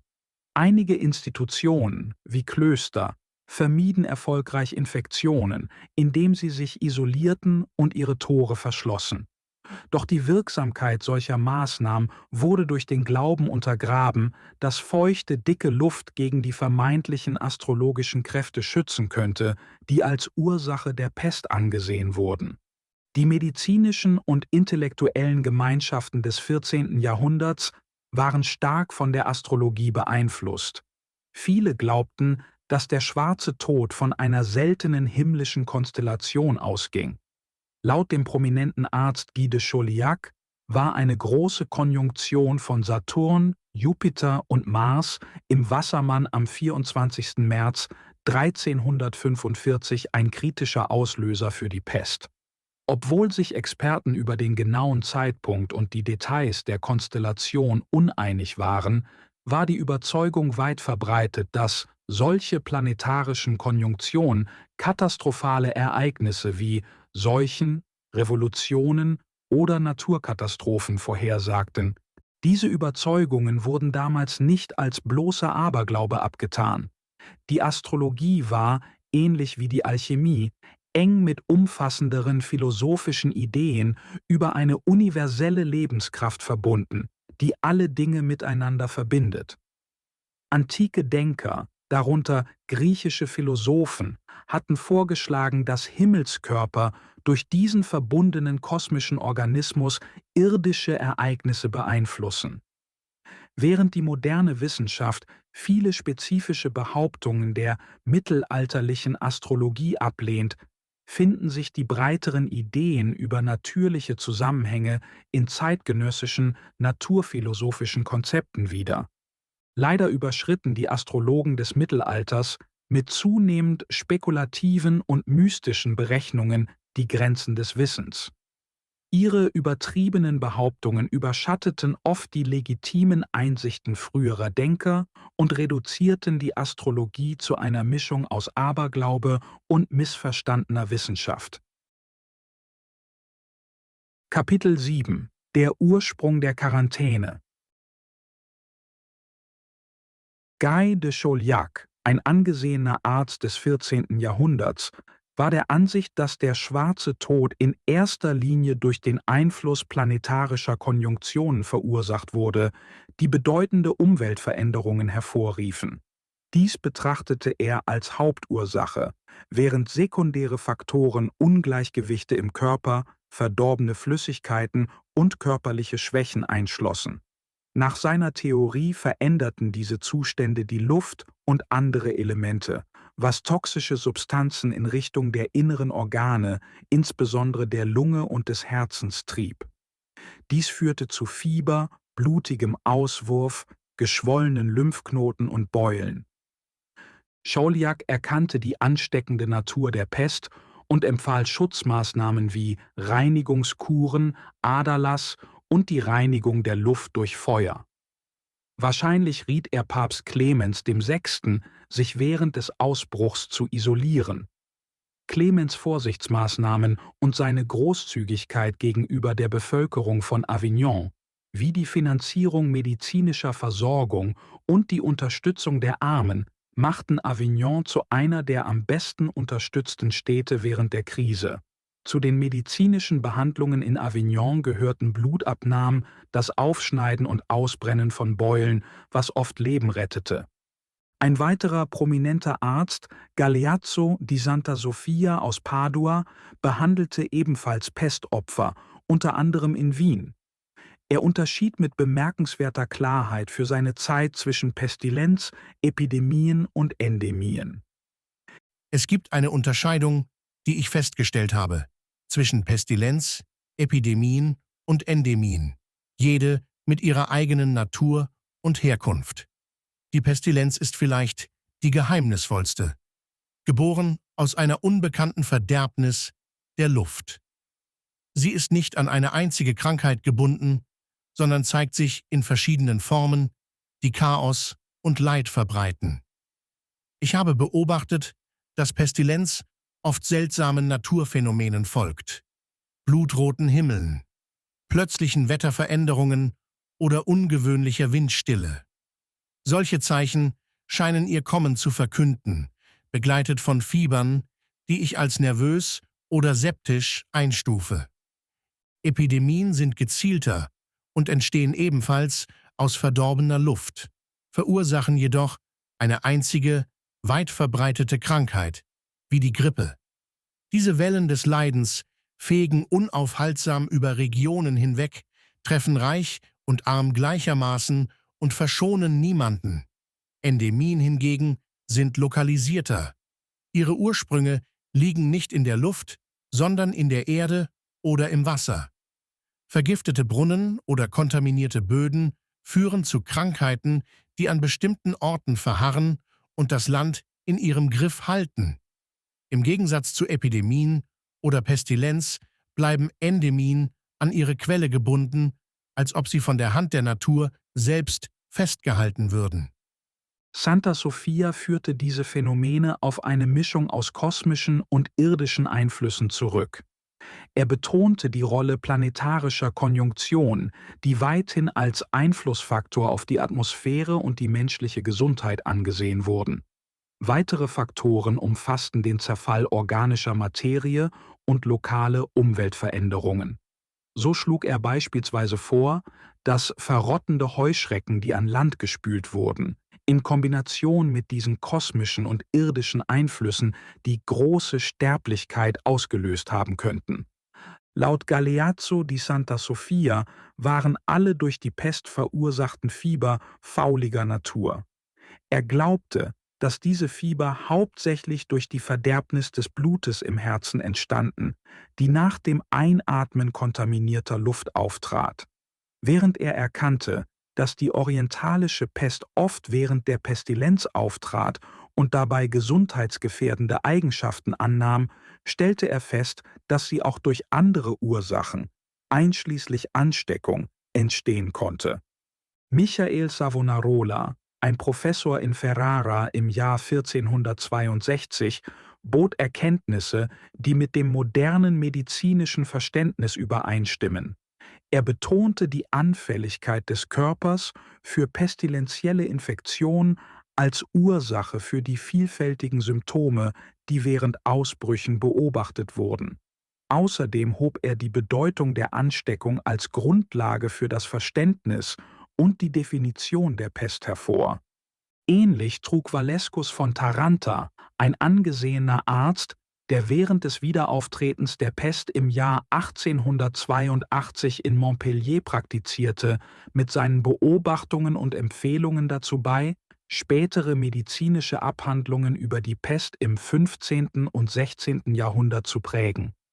Diese dauerhaften Beiträge spiegelten ein sich entwickelndes Verständnis der Übertragung und Behandlung der Pest wider. Unter den vielen Theorien über die Pest ragen zwei als historisch besonders bedeutsam heraus. Erstens glaubten die gelehrten Ärzte jener Zeit, dass Pestilenz oder eine epidemische Atmosphäre viele verschiedene Krankheiten hervorrufen könne. Die Pest, so dachten sie, sei eine mögliche Folge dieser Bedingungen, jedoch keine unvermeidliche. In modernen Begriffen sahen sie die Pestilenz als eine prädisponierende Ursache, während die Ansteckung als direkter Auslöser wirkte. Zweitens herrschte breite Einigkeit darüber, dass die Pest hoch ansteckend war, und dieser Glaube wurde zentral für Präventionsmaßnahmen.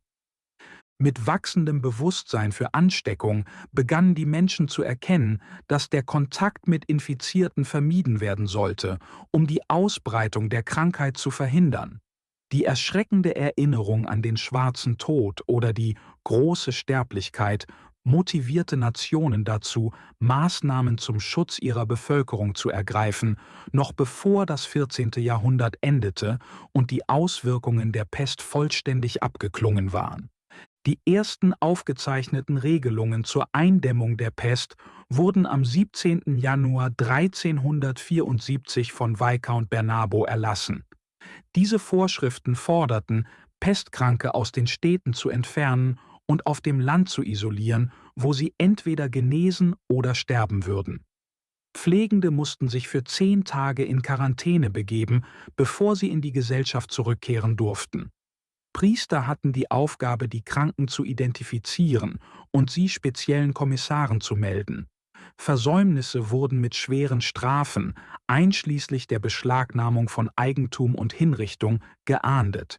Jeder, der für das Einschleppen der Pest in ein Gebiet verantwortlich gemacht wurde, verlor seinen Besitz und nur autorisierte Personen durften sich um die Kranken kümmern.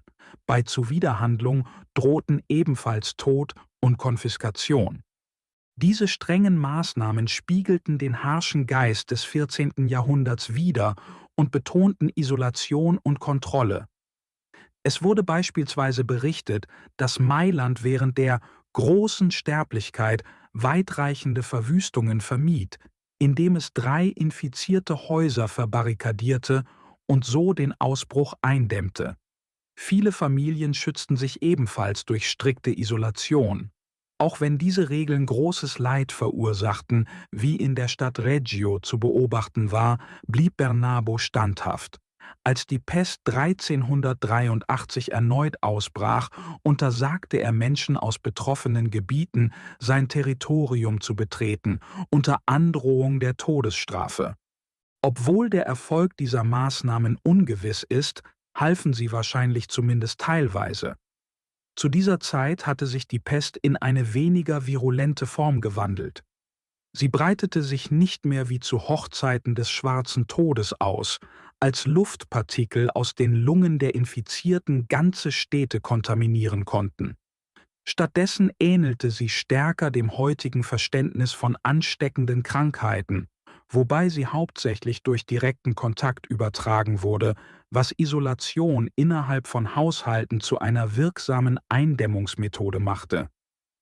Bernabos Ansatz inspirierte andere dazu, ähnliche Maßnahmen zu ergreifen.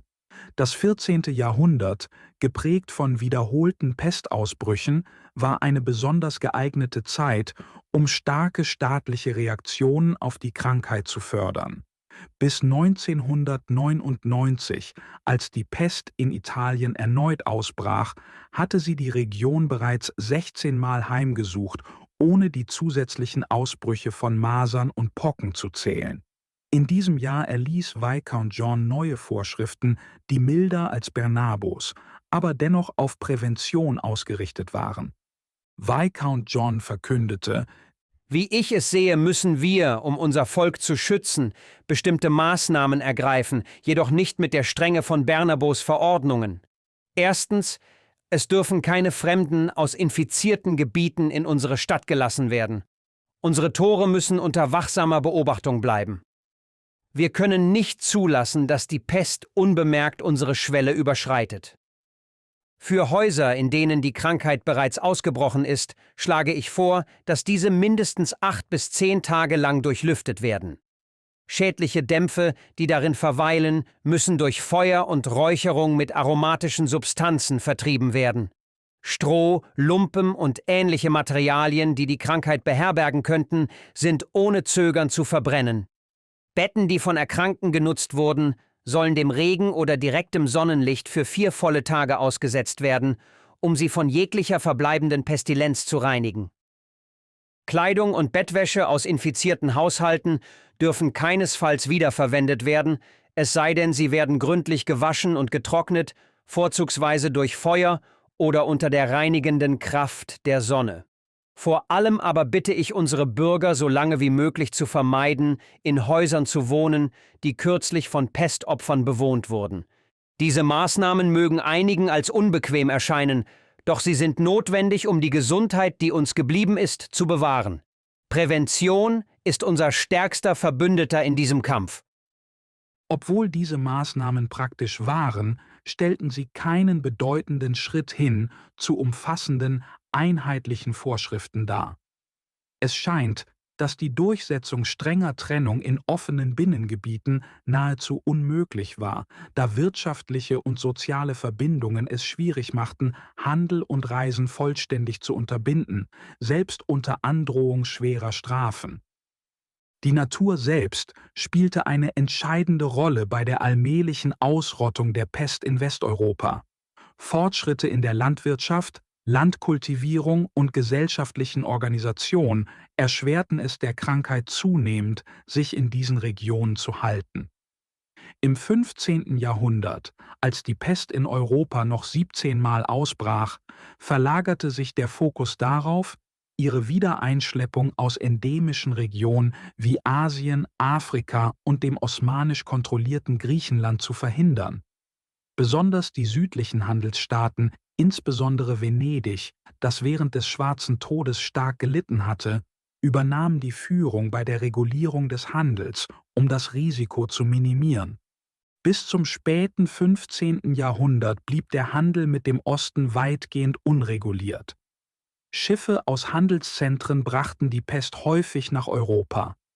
Der katastrophale Ausbruch des Schwarzen Todes, selbst im Jahr 1347, wurde durch eine solche maritime Aktivität verursacht. Ende 1347 kehrten 4 Schiffe, beladen mit pestkranken Passagieren, aus dem Levante-Gebiet nach Genua zurück und lösten die Krankheit mit erschreckender Geschwindigkeit aus. Daraufhin verbot Genua verdächtigen Schiffen die Einfahrt in seine Häfen. Diese Schiffe wichen jedoch nach Pisa und andere Küstenstädte aus, wo die Bedingungen bereits günstig für die Ausbreitung der Pest waren, was zur vorher beschriebenen Verwüstung führte. Dies war ein frühes Eingeständnis der Risiken, die ein unkontrollierter Seehandel mit sich brachte, und leitete allmähliche Bemühungen ein, diesen strenger zu regulieren. Im Jahr 1485, als Norditalien von der Pest heimgesucht wurde, war Mailand besonders betroffen. Als Reaktion darauf richtete Venedig einen speziellen Gesundheitsrat ein, bestehend aus 3 Adligen. Dieser Rat bemühte sich wahrscheinlich nach Kräften, die Krankheit daran zu hindern, die Stadt zu erreichen, und begann mit der Umsetzung von Maßnahmen, die später als Vorbild für andere südeuropäische Staaten dienen sollten. Trotz ihrer Bemühungen konnte die Pest nicht vollständig verhindert werden, was zu einer Erweiterung der Befugnisse des Rates führte. Bis 1504 wurde dem Rat die Macht verliehen, die Todesstrafe gegen Personen zu verhängen, die gegen Gesundheitsvorschriften verstießen. Während einer schweren Pest, die Italien von 1525 bis 1530 verwüstete, führte Venedig 1527 vermutlich erstmals Gesundheitsbescheinigungen, sogenannte Gesundheitszeugnisse, ein. Diese Dokumente sollten den Gesundheitszustand von Reisenden und Waren überprüfen, um die Ausbreitung der Krankheit zu kontrollieren. Die ersten Lazarette, Quarantäneeinrichtungen, wurden bereits 1485 auf Inseln in der Nähe von Venedig eingerichtet. Diese Einrichtungen hielten Reisende aus Regionen zurück, die verdächtigt wurden, von der Pest betroffen zu sein. Gelangte die Pest in die Stadt selbst, wurden Infizierte und ihre Familien in das alte Lazarett geschickt, wo sie mit Lebensmitteln und medizinischer Versorgung versorgt wurden. Nach ihrer Genesung wurden sie zusammen mit allen Personen, die mit ihnen Kontakt gehabt hatten, in das neue Lazarett auf einer anderen Insel verlegt, wo sie eine zusätzliche Quarantänezeit von 40 Tagen durchliefen. Diese Maßnahmen wurden im Laufe der Jahre verfeinert und zunehmend verschärft. Bis 1585 wurden die Entscheidungen des Gesundheitsrates endgültig, ohne Möglichkeit zur Berufung. Mit der Zeit begannen auch andere Handelsnationen, Venedig zu unterstützen, indem sie ähnliche Gesundheitsvorschriften einführten. Allerdings wurde die Nutzung von Gesundheitszeugnissen erst ab 1665 weit verbreitet. Diese Entwicklungen spiegelten ein wachsendes Bewusstsein für die Bedeutung koordinierter Maßnahmen zur Bekämpfung der Ausbreitung von Infektionskrankheiten wider. Die Praxis, eine 40-tägige Quarantäne zu verhängen, von der der Begriff Quarantäne stammt, war keine willkürliche Entscheidung, sondern beruhte wahrscheinlich auf den medizinischen Theorien der damaligen Zeit. Diese Dauer leitete sich teilweise aus dem Konzept der kritischen Tage in der Medizin ab.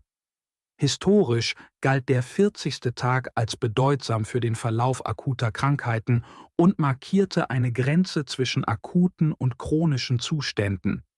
Ebenso wurden Frauen nach der Geburt oft 40 Tage lang überwacht und medizinische Texte diskutierten 40-Tage-Meilensteine in der Entwicklung eines Fötus.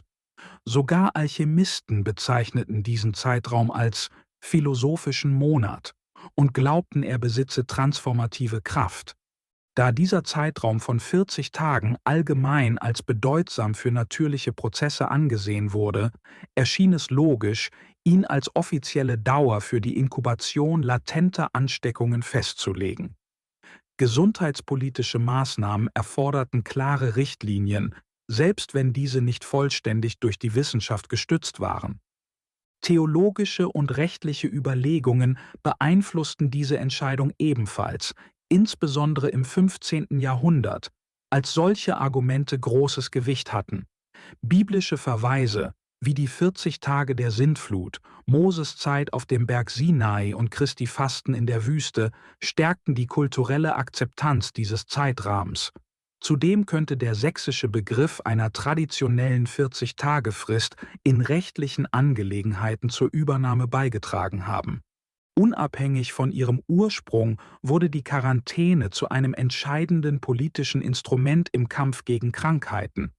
Ähnlich wie die Einführung von Jenners Pockenimpfung Jahrhunderte später reduzierte diese Maßnahme die Barrieren, die durch weit verbreitete Sterblichkeit den gesellschaftlichen Fortschritt hemmten. Indem sie die verheerenden Auswirkungen von Krankheiten wie der Pest eindämmte, schuf die Quarantäne die Grundlage für die Entwicklung moderner Gesundheitspraktiken und ermöglichte es der europäischen Zivilisation, sich auf eine Weise zu entwickeln, die anderenfalls behindert worden wäre. Der schwarze Tod war vielleicht die größte Bedrohung für das Überleben der Menschheit, die sie je erlebt hat. Während sich die Menschen miteinander verbanden, entwickelten sich Populationen und Kulturen, der Handel blühte auf und Gene vermischten sich über Grenzen hinweg. Seit Tausenden von Jahren führt die Menschheit Kriege und tut dies bis heute. Die Transformation der Natur hat zwar als Werkzeug für menschliches Überleben und Fortschritt gedient, erinnert jedoch auch an die zufälligen Kräfte, die die Fortsetzung unserer Spezies bedrohen können. Für einige war die Pest ein Zeichen Gottes, für andere eine zufällige Katastrophe und für wieder andere ein Naturgesetz. Unabhängig von ihrer Interpretation machte sie eine unumstößliche Wahrheit deutlich. Um das Überleben unserer Spezies zu sichern, muss sich die Menschheit solchen existenziellen Bedrohungen stellen und sie überwinden.